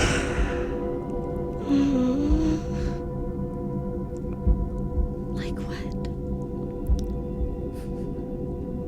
I don't know, because I woke up right after that, and I looked on the internet, and there was this lady who predicted that vision. And she said, like, thousands of people would have that exact vision. And I was like, that was that story I just told, I dramatized it for some, for a little bit of entertainment value, but it was completely true. That was a vision I had while I was meditating. Barack Obama like appeared in my kitchen, and I was like, "Oh fuck, this fucking dude's gonna kill me." and he goes, "There's worse things than death," and he had like vampire teeth and black eyes, and then like a bunch of hits came up when I looked it up, and there was like some lady psychic in Brazil, I think, or some shit that was like, people all over the world are going to have visions of Barack Obama as a demon that comes to kill them. You know, I was like, that was fucking weird. That's real weird. Yeah. That's I really don't weird. even think Do you know about when that you guy. were describing I that? really don't. You were when you were describing that, I was imagining him turning into a reptile. Yeah. Even though you didn't say that, I was imagining that was the transformation that was occurring. It's your problem, man. Well, that's because he's a reptile. No, but I mean, really, he, like, I really have never, like, I have a lot of passion for, like, tearing government down, but I don't sit around and focus on the fucking political figures. I really don't. It's not likely that this guy would, like, permeate my subconscious in such a weird, direct way, because, like, I really don't think of, like, I think of him as, like, a Playboy figurehead, if anything, mostly, you know what I mean? So it's like... And you didn't hear about this prediction of the vision before it happened to you, right? You only found out about it after it happened and you searched for it. I told my girlfriend about it, and she's like, dude, I read, like, a week ago, and she's like, you gotta look this up. And I look it up, and sure enough, yeah, there was a bunch of... that is maybe not a bunch, crazy. but there was like 4 or 5 websites talking about it. But it was all about the same lady, who had predicted the whole vision. Can we find that? Can you look for that? I'll look for that. Yeah, you know, I hallucinate a lot, and I never see anything like that. It stuck out to me because it was so. That runs in our family. It was so vivid, Yeah, that's what I mean. I mean, I never scary get stuff like that. Because I'm also not like, you could say I'm like, I do think the government's coming to kill me one day, but like, I'm not somebody that thinks like Barack Obama is like some huge, like important dude normally, you know what I mean? Like, or any of the huge politicians. I normally am just like, whatever. They're just fucking, you know what I mean? Like, I don't normally focus on that one figure. I don't focus on one guy. So it was so weird to have that intense of a vision. But we'll try to find that. I suppose. I'm gonna try and find it. David Box, you guys ever meditated and had it like a scary vision like that though? I've had a scary vision like that. Well, not like that, but I've had scary visions while meditating. I'm always driving. One time I was driving and I had our fact checker in the car with me in the passenger seat. And I was driving, and we ended up in this tunnel, and I couldn't see the end of the tunnel, and things were just getting black everywhere. And then the next thing I knew, I didn't turn have around to go back north to the white neighborhood. Oh, sorry. No, it was like I didn't have anyone in the car anymore, and everything was getting black around me, and I couldn't see where I was driving, and I got a little freaked out because I was like, am I out of the tunnel now? So I remember getting out of the car to look around, and everything was black, and then I lost the car and I couldn't see anything around me at all, and I put my hands in front of my face just to try and see something. Right. And then I realized, holy fuck, my eyes are closed. Oh shit. And I couldn't just open them, so I like tried prying and like ripping my eyes open. And then it was crazy. And then white lights just shot through.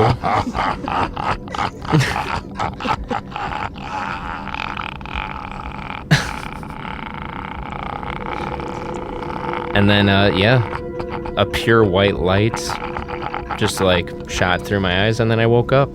And when I woke up, it felt like someone threw a ping pong ball at my forehead. Like, fa-dunk. And I kind of just snapped awake. And I was on the floor because I fell asleep, apparently.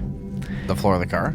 No, the floor of my bedroom where I was meditating and had the vision. Oh, and then you were driving in your vision. I'm sorry. Yes. Yeah. So that can be scary.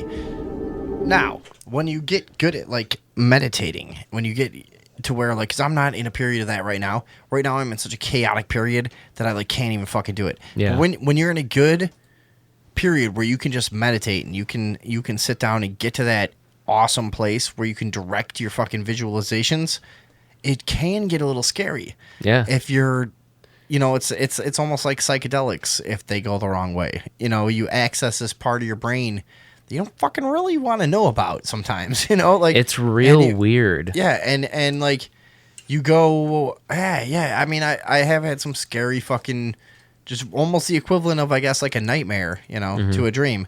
Whereas, like, most of the time, your intention in meditation is to get to this serene, place, and to maybe even to like, sometimes I meditate about goals, you know, and I'll like try to envision a goal over and over, and I think that really helps.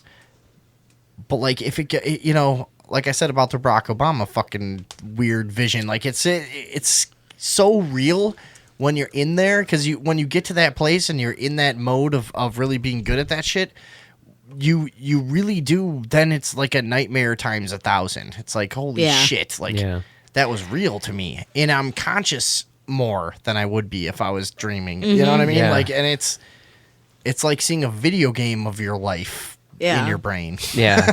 No, it's real weird stuff, and it's like it's a little scary almost, you know? Like you kind of like when you do it and then get that creepy thing that happens, you kind of that's when I started falling out of doing it. Me too. Cuz like I couldn't do it anymore. Me too. I feel like I lost it. And here's the other thing. You have to be fucking super honest in your life. So if you have like anything you're dealing with that you don't want to directly confront, you can't fucking meditate. Yeah. So I haven't even tried in forever. Most people would be like, "Oh, just confront the thing," and you're like, "I don't want to yet. I just want to drink and run around and punch things." I just want, you know what I mean? So like, I'm at a little bit of a standstill with meditation as far as like, am I ready to grow? Am I ready to fuck? Because like, I did it for a while, grew a certain amount, and then you just get to this thing where you're like, do I really have to go further? You know, like, because but yeah, you can't get to that fucking that weird mental place without being completely honest with yourself. Yeah. Am I right? I would say so. Yeah. It's a bummer. It's probably why I never got super into meditation. It's real easy to start to think, like, am I really just sitting here? Am I doing anything? Because, like, I feel like I had aha moments, and then I was searching for that aha moment again, and... Almost like a drug. Yeah, and it just, like, wasn't... It made it lose its effectiveness. Like, I just couldn't get back to it, That's you know? kind of my experience, because I got heavily into it. I was doing binaural beats. Yeah, me too. I was doing all kinds of, like... Isochromatic tones. Yeah, like, guided meditation stuff, and I was, like... focusing in on goals and like meditating really heavily on stuff that I wanted. And did you have a mantra? And, like, no, I never did that. But you know, at a certain point, it just got like, it's like anything else. You kind of psych yourself out. You're like, yeah, what am I doing? Like just sitting here, like, you know, like, yeah. Because it's, I don't know, man. I mean, I think there's something to it, but the way we were raised in American culture, it's very fucking hard to like really get into meditation. It really is. I mean, they didn't put us in a good spot for that kind of shit. Mm-mm. You know, the way we grew up and the things that we value. They didn't really. Yeah, they didn't really give us a stepping stool to that fucking higher consciousness, you know, stuff that comes along with like I guess the Eastern cultures that we associate with that stuff, you know, and we just don't have that here, you know. I don't know, and I'm just like, it's hard. Yeah, and even like it's hard to continue thinking that the experience that you had while doing it was real, you know. It's like it feels weird talking about it because I shrugged it off, you know, but it's such a weird thing to happen, and it seems like something that would normally make you want to keep at it and investigate. Were you ever to the point where you could kind of just like either sit down or lay down and within 10 minutes be to that place where you could be making yourself feel what you wanted to feel, see what you wanted to see? Because I was there. I was pretty good at meditation within like 10 or 15 minutes. I'm like to a pretty nice place, which is like where I'm not feeling my physical body anymore. I could get to it. It takes somebody walking in the room or something to fuck me up, you know? But like... I was to that. I would get to that place pretty quickly where I could just go, you know what, I'd like to think about what this is like, you know, or I'd like to examine this notion, and I'd get there just and be in this free fucking thought plateau, you know, and it was great. But I psyched myself out, you know, at some point, and now I'm like too afraid to get there anymore. I could make my body go numb and feel like it dissolved and stuff, and I could see colors and things, but it was real difficult for me to get to a place where what I was seeing and experiencing was like a vivid different reality. Yeah. It was often just like swirling colors and whatever sounds and everything that just kind of... And I would sometimes feel like I was made of water or sand and I was flowing and eroding and stuff like that. That's kind of an accurate description of what I would feel when I would say I would like lose my physical being. You know, it's not that you're completely unaware that your physical senses exist. It's just that you're not laying on a couch anymore. You're like wafting around, kind of. You know, like you're just wafting around like a bit of anthrax in the dust. I wouldn't say that to be poetic. I mean, fucking Christ, anthrax in the wind. God damn it. I hate myself. Anthrax today. in the dust. I said in the first. wind. I said anthrax in the dust. We gotta play that back because we'll get that because I said anthrax in the dust. That's the worst thing. That's the worst thing anyone said. Floating around like a bit of anthrax in the wind. God, I was so excited that I had such a weird. Like powder, I was so excited that I had such a weird like negative spin on this whole conversation that I just anthrax. Yeah, fucking idiot loser I am. Well done. How Dublin celebrated the 48-hour legal ecstasy loophole. It wasn't just ecstasy, my friends. It wasn't. It was everything. What? Tell me about this because how is this not major news?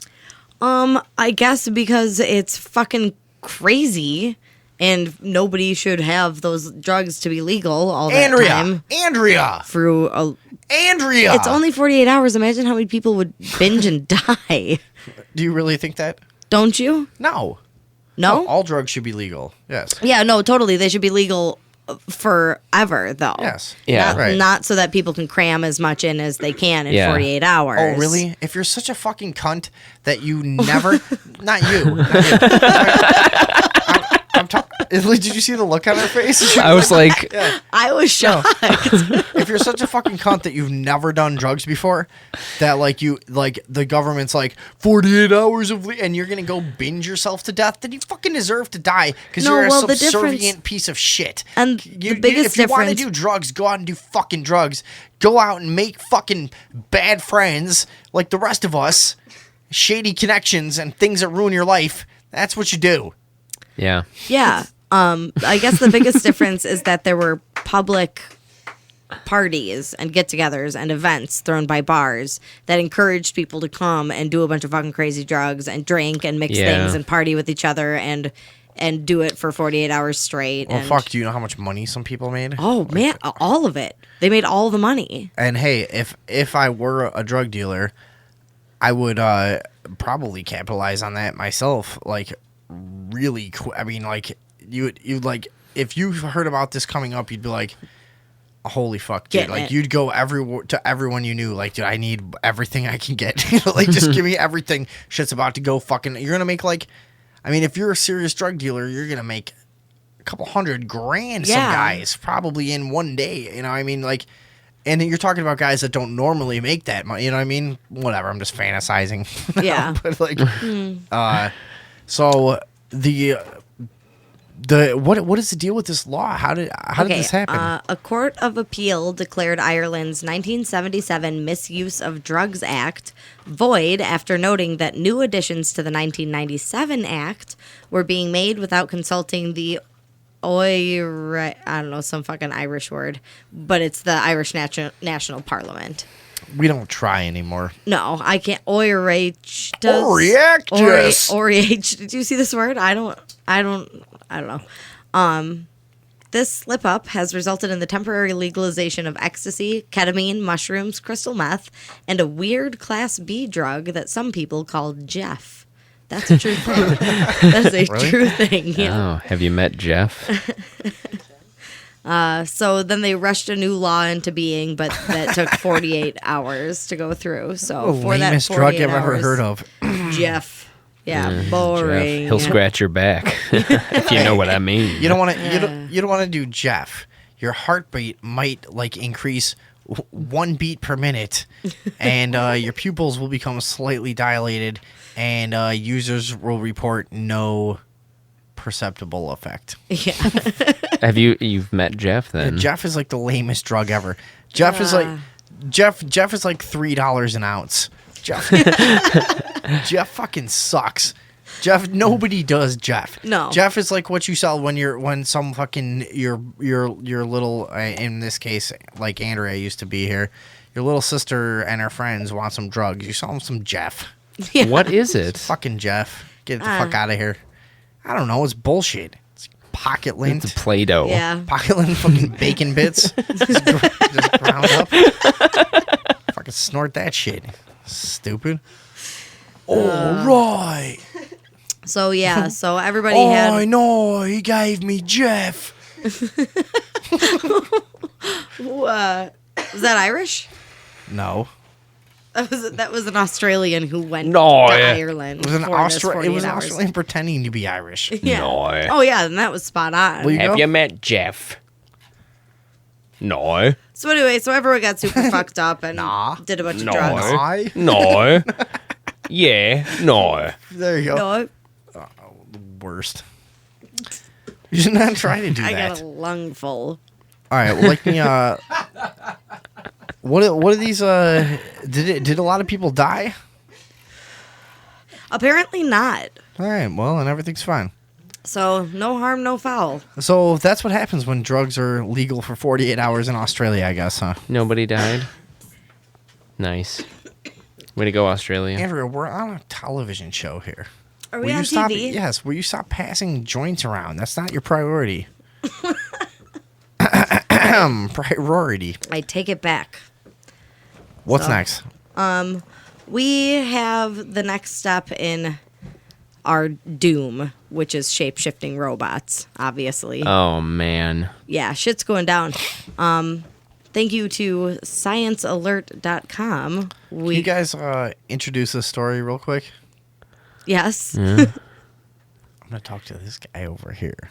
Okay. You guys go ahead. Okay. So here's some crazy ass shit. These guys created a metal liquid, and it stays a liquid at just below 30 degrees Celsius, which is, I don't know, like 70 degrees probably. I don't know how to convert Celsius to. Yeah, I could work on that. Sorry. But it responds. We've got a video of this, but we can't play it yet because it responds to an electrical current, and it can take any shape that is kind of coerced by the electrical current, and then without the electrical current, it goes back to its original droplet shape. Looking at it on this image, it looks like the Venom goo from Spider-Man. Yeah, it kind of behaves that way when there's electricity through it. Now, without electricity, it responds to water. So if you put it in water, it can make a perpetual motion motor. If we had the video playing, you guys would see. I'm going to post it on Facebook. Now, is it made of? Is it a liquid, or is it just a bunch of nano robots that behave like a liquid? No. It's a liquid metal. It's a liquid metal. It's a liquid metal alloy. And how is it a robot? I've been listening the It's whole not a time, and I'm robot. not even getting it. It's not a robot, but it can be used to create shape-shifting robots because it changes its shape based on electrical current. Oh. So should it be put on the exterior of a robot, the robot could then be programmed to administer a certain electrical current to manipulate its shape. It would be like Terminator 2. It would be exactly like That's that. what. And As soon like as you started, Terminator 3. I don't know the difference. dude, but as soon as whatever you it is, started yeah. reading this article, I was like, that fucking guy who replaced Mulder is Yeah. gonna kill everyone. Dog it. Dog it. Agent Dog it is gonna kill everyone. That's who Piece of that's who Really? the Terminator cop was. Yeah. Oh, that guy? Wow. Yeah, exactly. And that was exactly what I thought. I'm like, this is where this is leading, even if it's 100 years down the road. Yeah, you even said Eventually. it like as a joke when I said there's a shape-shifting metal, and you were like, the Terminator. Right. Yeah. Well, no, that's it's Yeah. immediately what your mind goes to. It reminds me of the nanoparticles from that Michael Christian book, So Prey.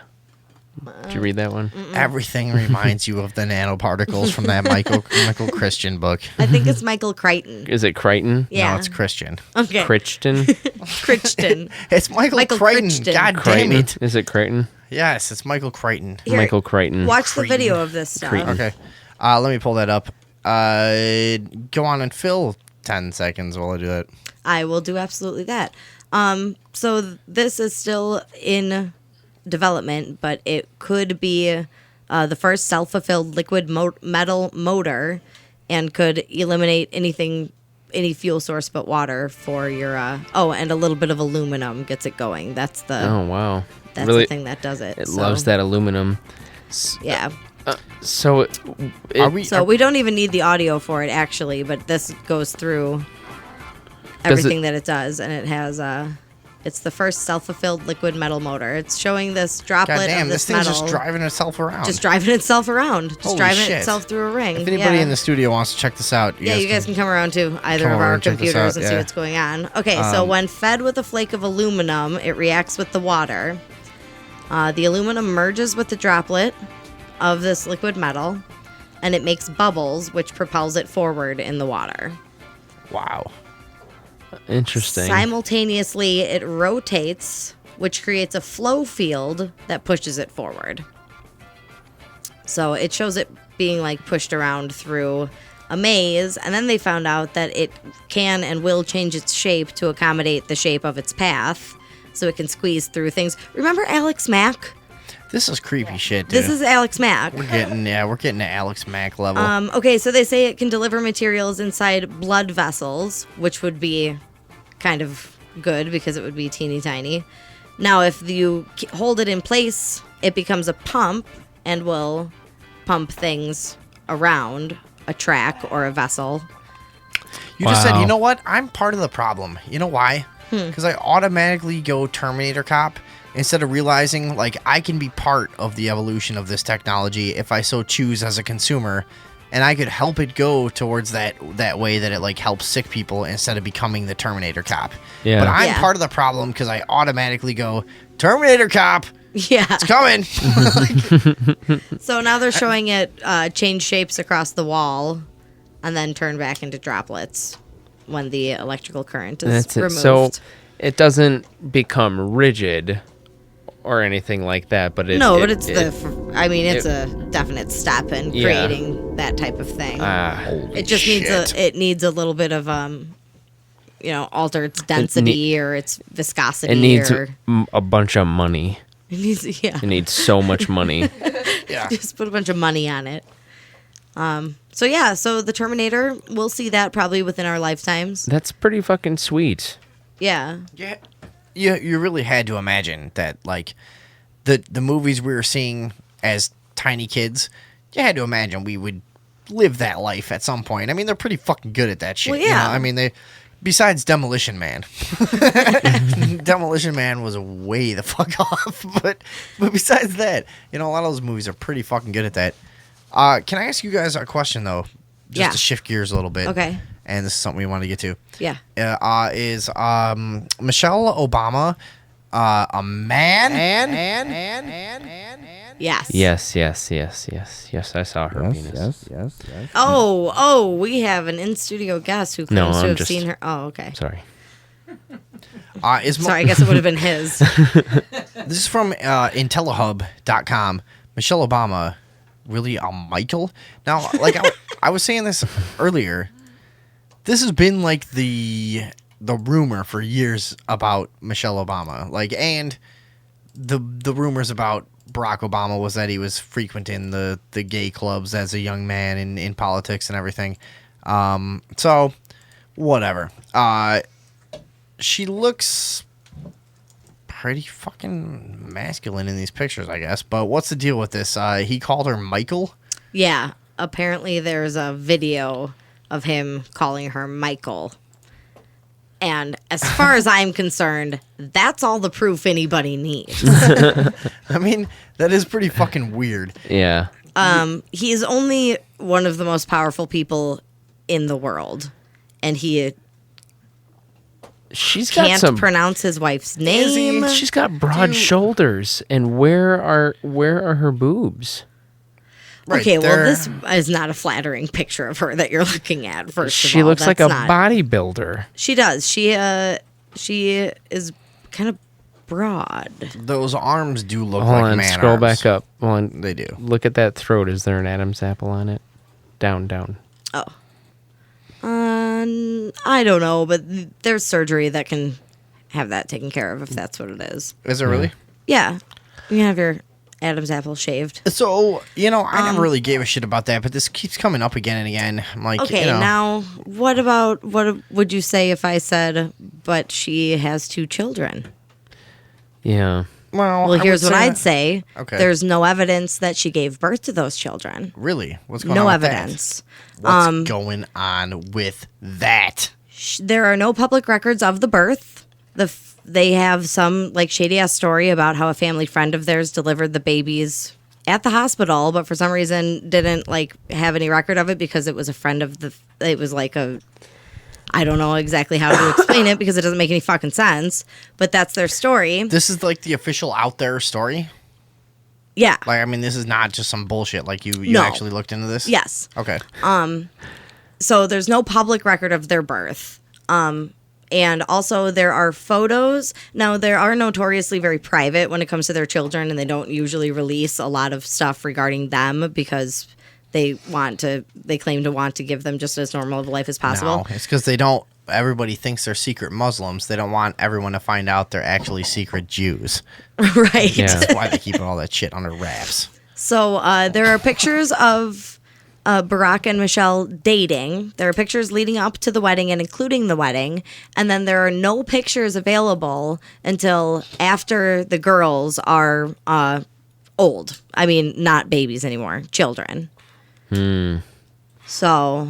Is that true? Well, alien true. babies don't get. As far as don't I could get tell, birthed I the couldn't same find way. anything. But they are very private, So And it yeah, also maybe could they be- were in eggs that whole time. Yeah. I don't know. Maybe she did give birth to them, but I mean, there's no photos I couldn't find, and also the articles I was reading had no photos where she actually appeared pregnant or holding a Let's baby. not rule out the Mork and Mindy scenario. That's Okay. also a very good hypothesis.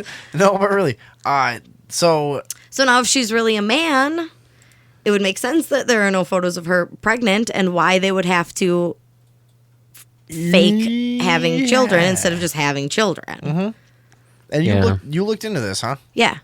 And you're I was reading about it last night. Yeah. We trust you because I didn't get to this I'm one.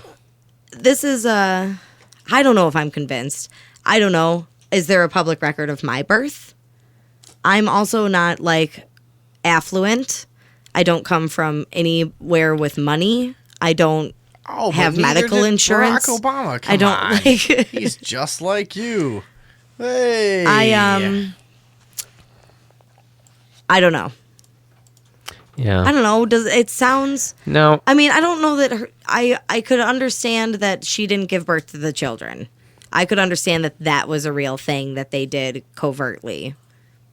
But why have a man as the first? You would think that, Right, yeah. even if shit is as controlled and staged as we think it is, why have a man as the first lady? Why do that? You know what I Maybe mean? Barack Obama as is much as gay and his lover was someone who was willing to or wanted to make the maybe it's like a hermaphrodite kind of thing. Or maybe he's gay, and so that the beard that he has as a cover up is a woman who has particularly masculine features. You know what I mean? Well, and yeah. maybe that's how he was able to be attracted to her. Or maybe Yeah. they're aliens and there's something that we just don't understand that it needs to be this way. That has Maybe- to be that. I mean, because a lot of people propose that there has to be this air of dissonance. There has to be this air of confusion and this shit that doesn't make sense with the ruling class. David Icke is one of those people that talks about that a lot. There has to be this they do shit that makes no sense because it has to. That's the murk that they live in. That's the game. It's a never ending effort to throw you off the trail. So anything they can get you to talk about and think about, they might do. That doesn't lead you towards anywhere productive, you know? So Yeah. you never fucking know. Yeah, it's strange. I will say that the very first time I saw Michelle Obama say anything on TV or anything like that was when I saw her on Parks and Recreation. And when I saw her, I have to admit that something was, I think I said, that's what Michelle Obama looks like. Yeah, you were real creeped out. Yeah, she's creepy. Yeah. She's like a giant She's like a big masculine skeleton She's lady. like yeah, but she also kind of like walks like a spider. I don't know. Yeah. She's real off-putting.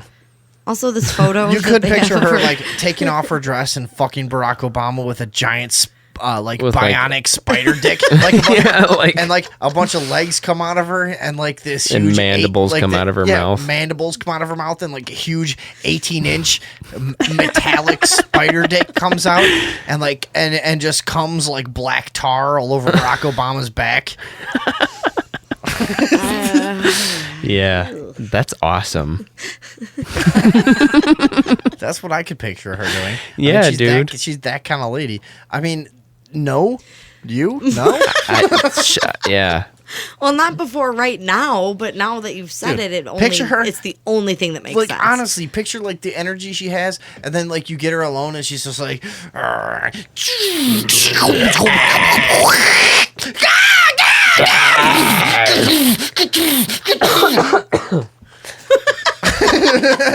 Yep. yes, shoot it on my backside.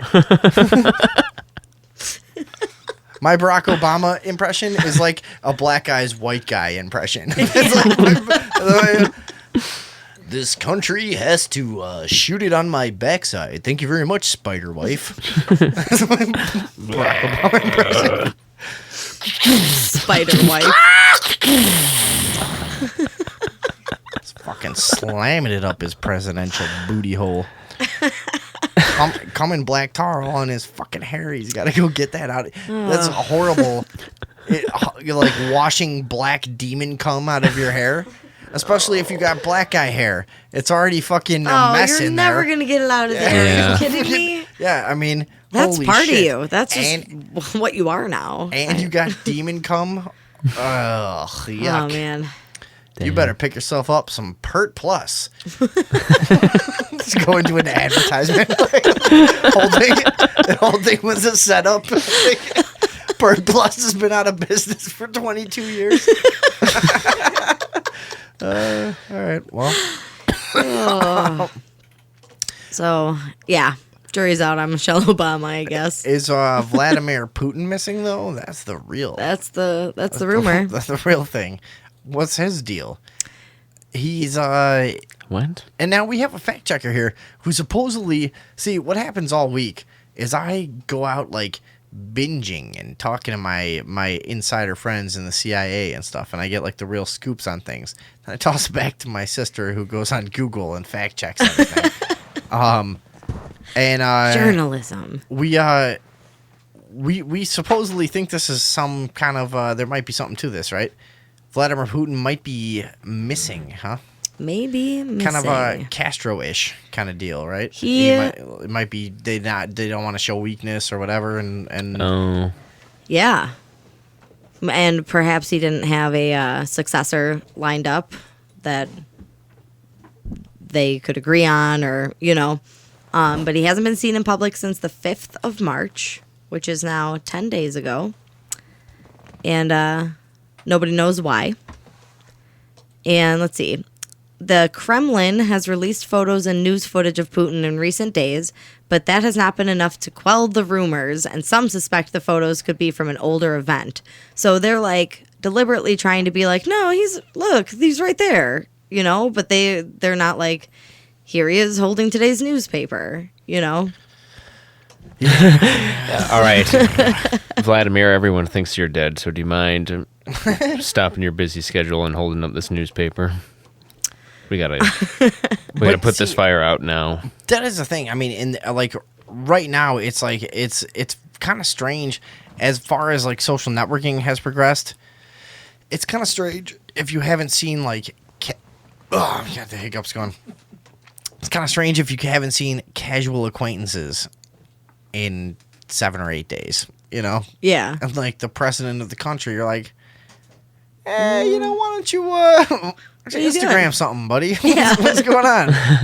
What are you up to You in over there? there? Like, you know what I mean? That is kind of a long fucking time nowadays to not see a president or Yeah. a fucking king How or a long was fucking whoever. It's You know what I been mean? 10 Like, days so far. Oh, 10 days. Yeah, now he canceled a visit to Kazakhstan this week.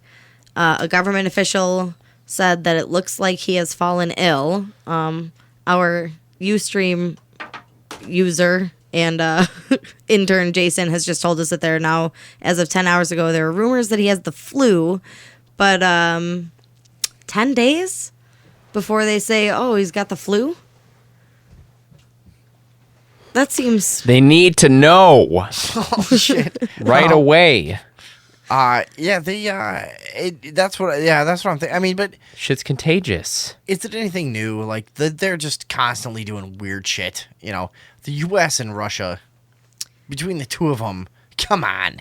Who He's knows getting plastic surgery. Who knows who's dead? Yeah. Let's be real. There's a lot of problems with that. We all issue. know there's worse No one things than knows death anything. anyway. So I guess we'll Worse see. things than death. He's got a public meeting on the 18th, so we'll have to follow up on this. There's worse things than death. Death.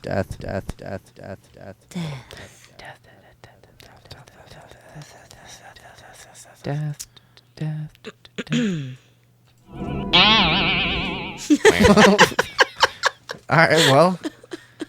That's All right, that. I mean, what we else don't we have got? much to say about. We don't really give a No, shit about him. I don't mean, know. the He'll turn I'm up or he I'm so won't. exhausted by the whole like.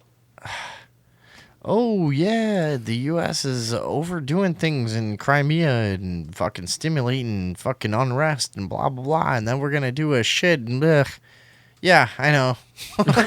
I know. That's what happens. That's why I've like checked out of the whole goddamn thing. Try it. Video coming up here.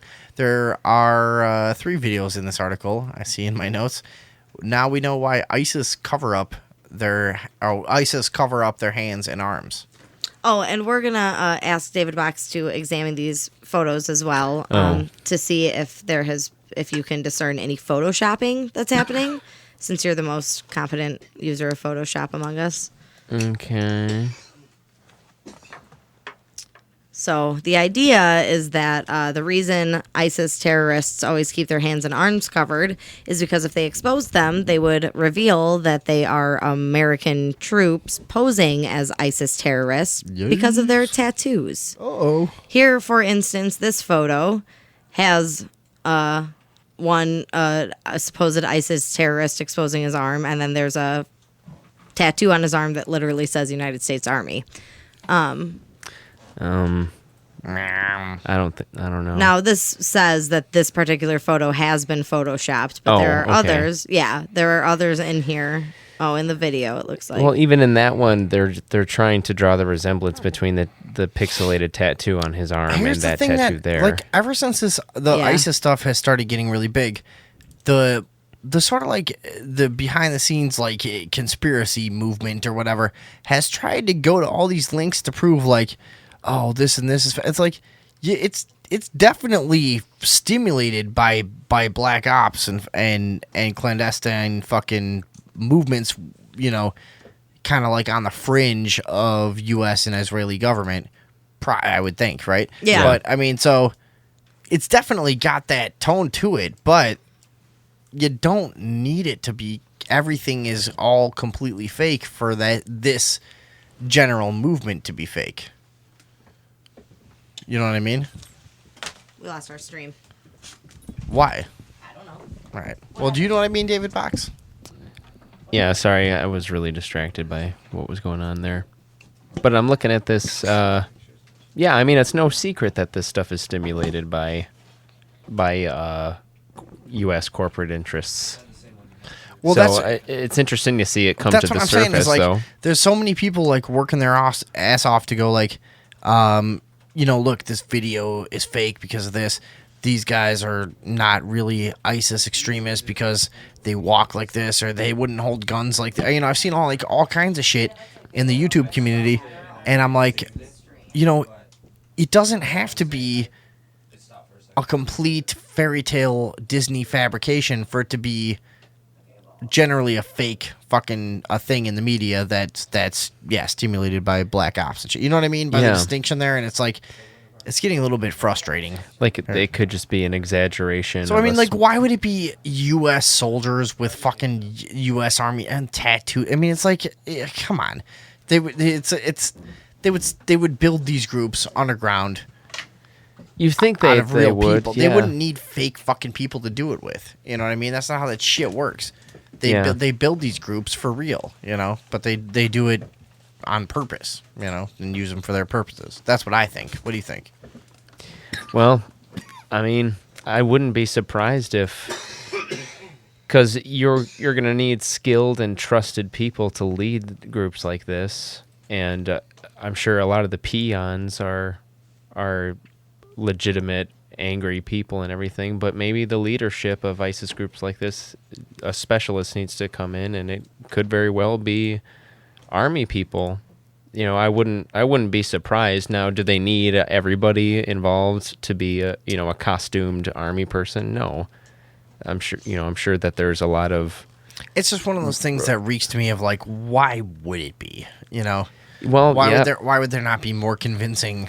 Well, if you have like a actors, Jason Bourne type person, someone that like was bred as a human to be a killing war machine, you might have even that then, person. I'm sure Israeli intelligence has people that look more convincing than Well, Americans, I can't really speculate on that. But them being in the army, I mean, I guess it wouldn't surprise me terribly. It would seem dumb if all of them were, if all of ISIS was comprised of U.S. military That's people. That's like that seems ridiculous, right? Exactly. Yeah. But a few here and there to kind of herd the rest. I could see it. Yeah, all these videos look like they're stupid. By the way. Yeah, I put them on the Facebook. I don't think we should watch any of them, though. That tattoo did not look the same. You guys shouldn't watch any of them either.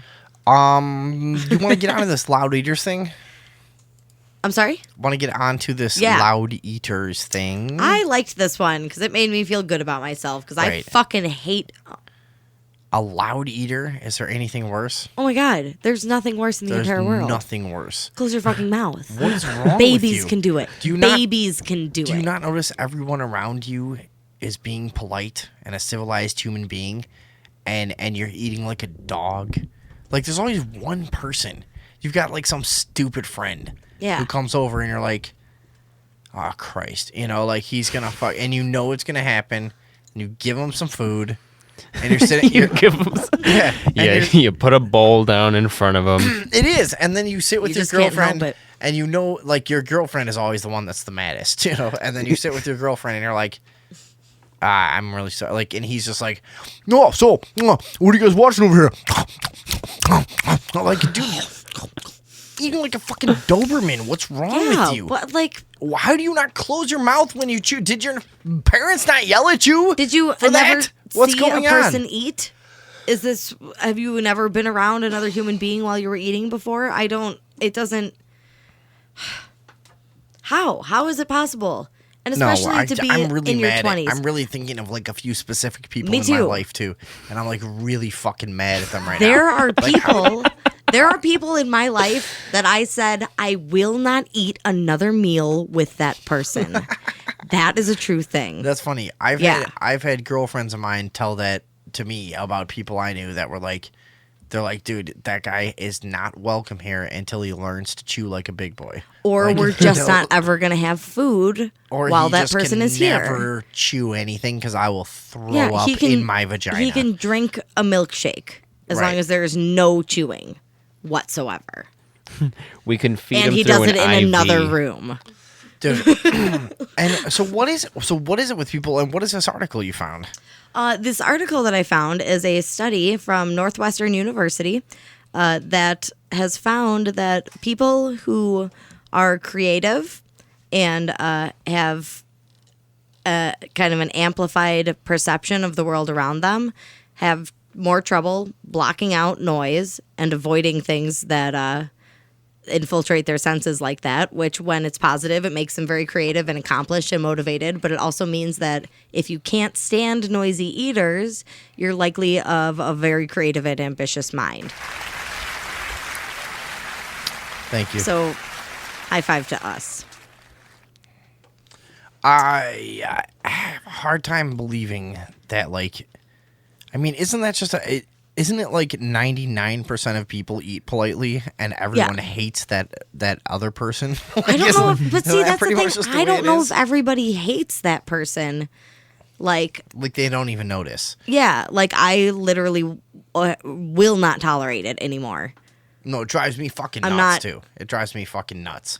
I am too old to tolerate that. Right. It's Remember being at like grade school lunch? oh god. And like 30% of the people would be Where like, was everybody's mom? I don't get it. dude, they were like chewing with their mouths open, and not even with their mouths like open. That like in a way, some people would chew in a way that their lips never even touched. Like- Remember that? Lips fully open, Like a cartoon. It's like, yeah, just like you're like they're a fucking machine crunching a fucking Buick at a junkyard. Just fucking crushing stupid apples and fucking whatever they were eating down, and that was even worse. But then as you get older, nobody does that one.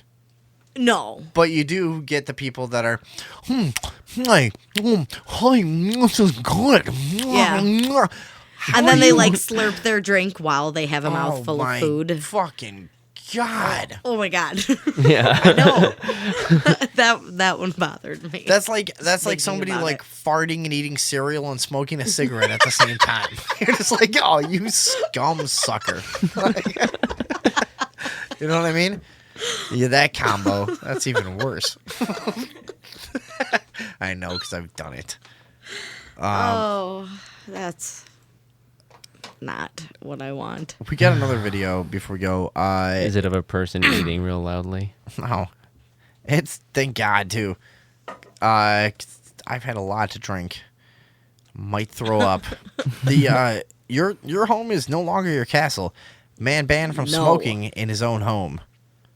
Eat it, man. Yeah, I'm going to pull up this video. Andrea, can you grab this intro here? You got it?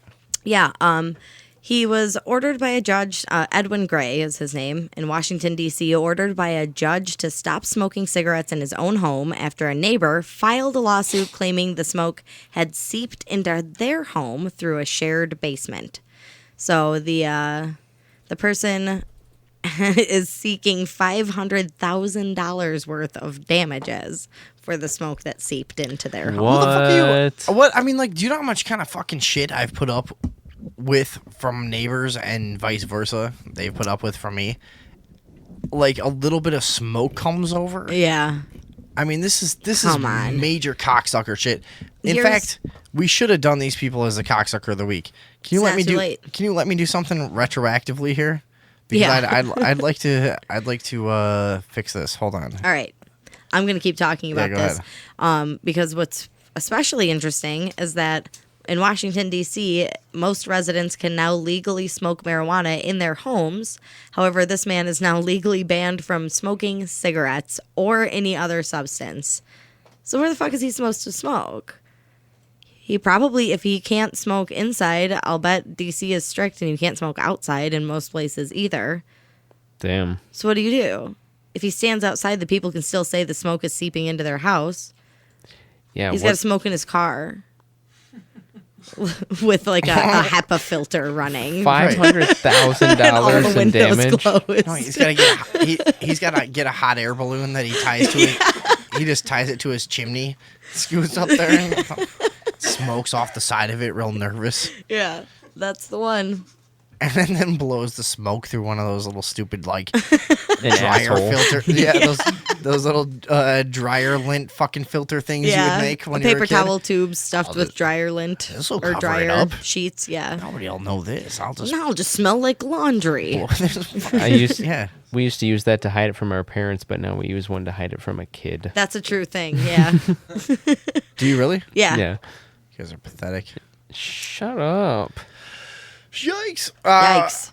can't find the Yikes. cocksucker of the week thing, so I guess we'll have to move on. But Cocksucker. Cocksucker. How is this guy not getting killed by this other guy? That's what I don't understand. How is this guy not being killed really, really hard? You mean the right now? Person who is being sued? Why aren't they killing the person doing the suing? Right. Check this out.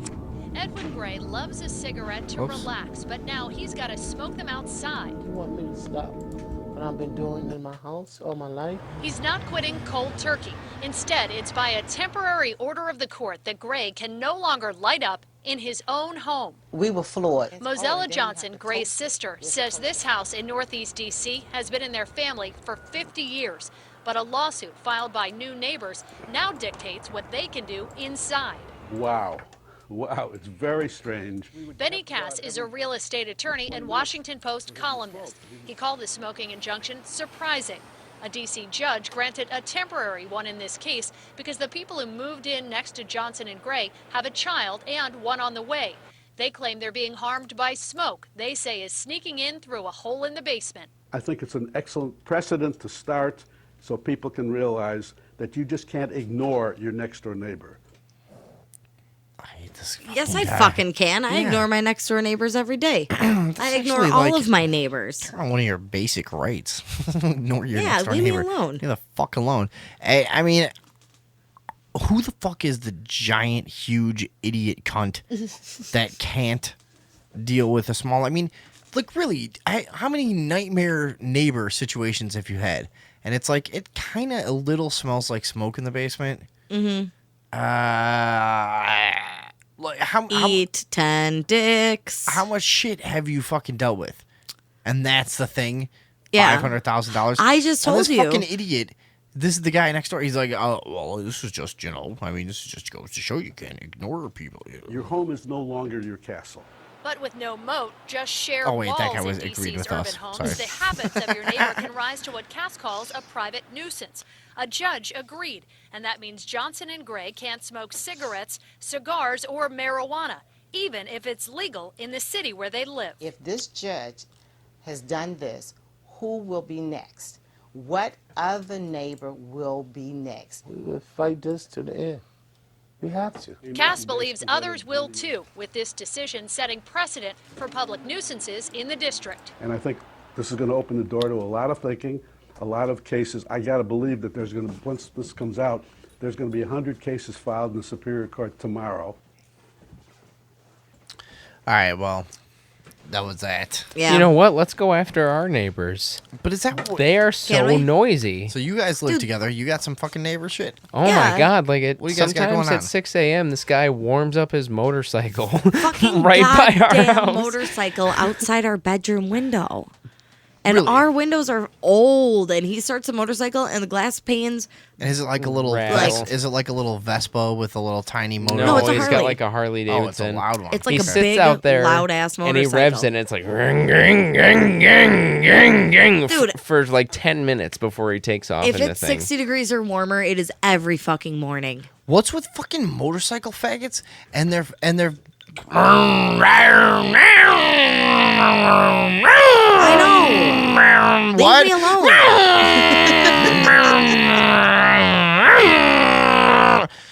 It doesn't can't- sound no, it's- good either. No. You shouldn't be doing that to that Why? thing. Why do you want that? Why do you want? Why do you Yeah. want to be around that? Why do you want people to hear that? What is appealing about that? I do not. No, understand. I get it. You work on a motor and you want to hear it like firing and performing at like, at full capacity and whatever you fucking want out of your shit. You work on something and you want to hear it roar. I get that. That's fine. But it's rude. It's really rude. It's really fucking rude. I really like audio gear. And especially Like I can't go out in my driveway at 6 a.m. and just start blasting my fucking Telecaster at my neighbor's house. Here's the other thing. Let's go out there. Cat scratch fever. It's like, what? I just built this amp. I need to use it. It's morning. But you it's not get just- up and start the day. It's not my problem. Well, It's and you not know what? just- Oh, sorry, you go ahead. By the no, time you he go gets to the ahead. end of the driveway, the engine is quiet enough that it doesn't bother me. So fucking walk it to the end of the driveway by the street and start it there like a normal goddamn person Yeah. at 6 o'clock in the morning. Or go like let it warm up and drive down to like where there's not so many houses and then fucking sit there and rev it like a 4-year-old. Yeah. Idiot. Yeah. But it's not just the bike. He has power tools and a project all the time. He's got the Like, exact same garage as us, and yet he does all of his construction on his front porch. Yeah, But they're not by chance like kind of. Are they kind of like picky about what you guys do at all? Or? No. They've never come over and talked to us like a group of children and Yeah. implied that none of us had any jobs. Yeah. That didn't happen. They also never threatened to call the cops on us if we made a peep after 10 p.m. Just say what happened. Those things happened. Oh, okay. What those things I said, but for true. Yeah. Yeah, that was the thing. They've been. I mean, we've done a pretty good job just not talking to them for a good. Yeah, long I just time ignore now. them now. They have cats. They that love we the like. dog. Yeah, and They're they like our attempting. dog. They're attempting connection because Now of the compare dog. that to like. I smelled smoke in my basement one time. I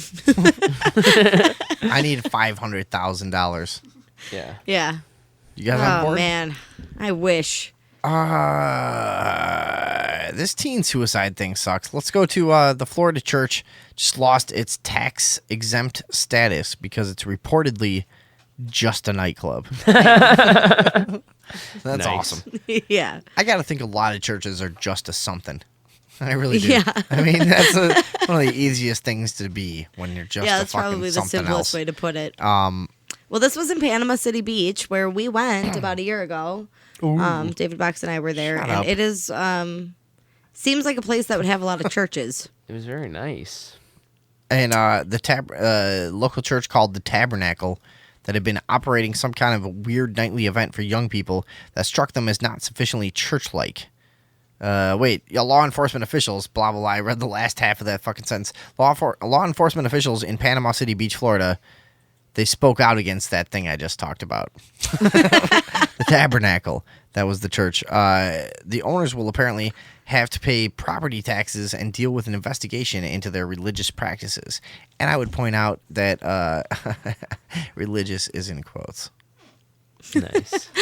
Panama City Beach is one of those spring breaky areas in the Panhandle where college students go to drink beer out of clear plastic cups. Listen to Zed. What the fuck is Zed? DJ? Yeah, some kind of DJ. Electronic Christ. guy? I have no idea. Expose their Pop- nipples pop in guy? public and see the exposed nipples of others. Their This is from nipples. Vice.com, by the way. And we're reading with Exposed Spice nipples. with spring break and related activities being the area's primary economic engine. Unrelated businesses can catch cash in if they're in the right neighborhoods. The Tabernacle is in such a neighborhood. The spot is apparently called the Life Center. What else you got on this fucking stupid place? Well, they were making a shit ton of money, $20 at the door from each person. And they were calling it a donation. And they also said that no alcohol. So it was like out there, like everybody knew this place was just a fucking club. They just decided at some point, yeah, we'll go bust it because somebody pissed us off, probably. you know? Yeah. I mean, it's not like nobody fucking knew about this, right? They just were kind of skirting around the law, just like, yeah, we're technically a church. Come on, Right. Yeah. we're allowed Look, to. it looks like a church. Church by day, People come here. club by night. What's This is the a problem? youth group. We said a thing Is it- about Jesus before. God It is what's counts. important here. Yeah. This And is a celebration of our Lord. and we're not charging people money. It's just a suggested donation, which grants you access to the youth group. It's a like pretty when you smart pay idea. I mean, dues it's in the not brownie uncommon years. in like kind of underground venues and shit for them to find one of these loopholes, Yeah. I've definitely played at places that were like, yeah, we're a church. Like, oh, all right. And we have a bookstore, it's like 7 fucking stupid pamphlets. Like, all right. Yeah. I worked at a Or it's like, or TED. no, it's like a public library. We get funding. Like, you suck. You're a bunch of idiots trying to do punk shows. Yeah. But Well, yeah, I mean, the icing on the cake here is that the pastor of the church is a guy named Marcus Bishop, who has had some run-ins with the law. He's in his 50s and was booked 4 months ago for giving a 16-year-old girl weed and then making unwanted sexual advances towards her. So that's your pastor of the nightclub / church. Nice. Well, they weren't. Yeah, I mean, they weren't proposing to be like Christian. I don't think you can go that angle. Like, it's another minister. Yeah. Going back on his. When will the Pope make a definitive statement about this? Right, exactly, yeah. We're calling on the Vatican to speak out on this fucking church. So, yep. That's the church. Did we actually get to everything in a show? Yeah. Right to the end of it? Right to the end of it. What do you Here think? we are. All right, so let's talk about this. All right. What do you think the Earthling's doing? He didn't show up here tonight. Do you think he's dead? Or No. what do you think? Drinking. Day drinking. He didn't call? No, he never got in touch with us. Yeah, but is there anyone listening still? Let's take a look. That's a real question on our show. Sometimes there's none. 2. Oh. All right, whoever you are, fuck you, you piece of shit. Stop listening to our fucking show. Don't you have anything better to do? Why don't you get out of here? Get off our fucking Ustream room so we can fucking threaten people. Idiot. Or call us. Or call us 630-599-RUBS. Tell us, what do you think happened to the Earthling? Are we out of here? Maybe you are the Earthling. Yeah, I guess that's it. All right, well, let's let this guy do some stuff. Classics, 1 or 2 hot joints, albums watered down. Niggas don't really care who's nice. Niggas Thanks for sitting in, David Box. Yeah. It ain't no real. It ain't Good job, Andrea. Ever like that. Everyone it was like. See you next week. Thanks to Jason, the intern, for running the thing, and Shannon earlier. Gyro. Bye, everybody. It's Gyroscope. We'll take you down. Hey yo, pay homage to God, nothing but excellence. Renaissance in the crease of my palms squeezed.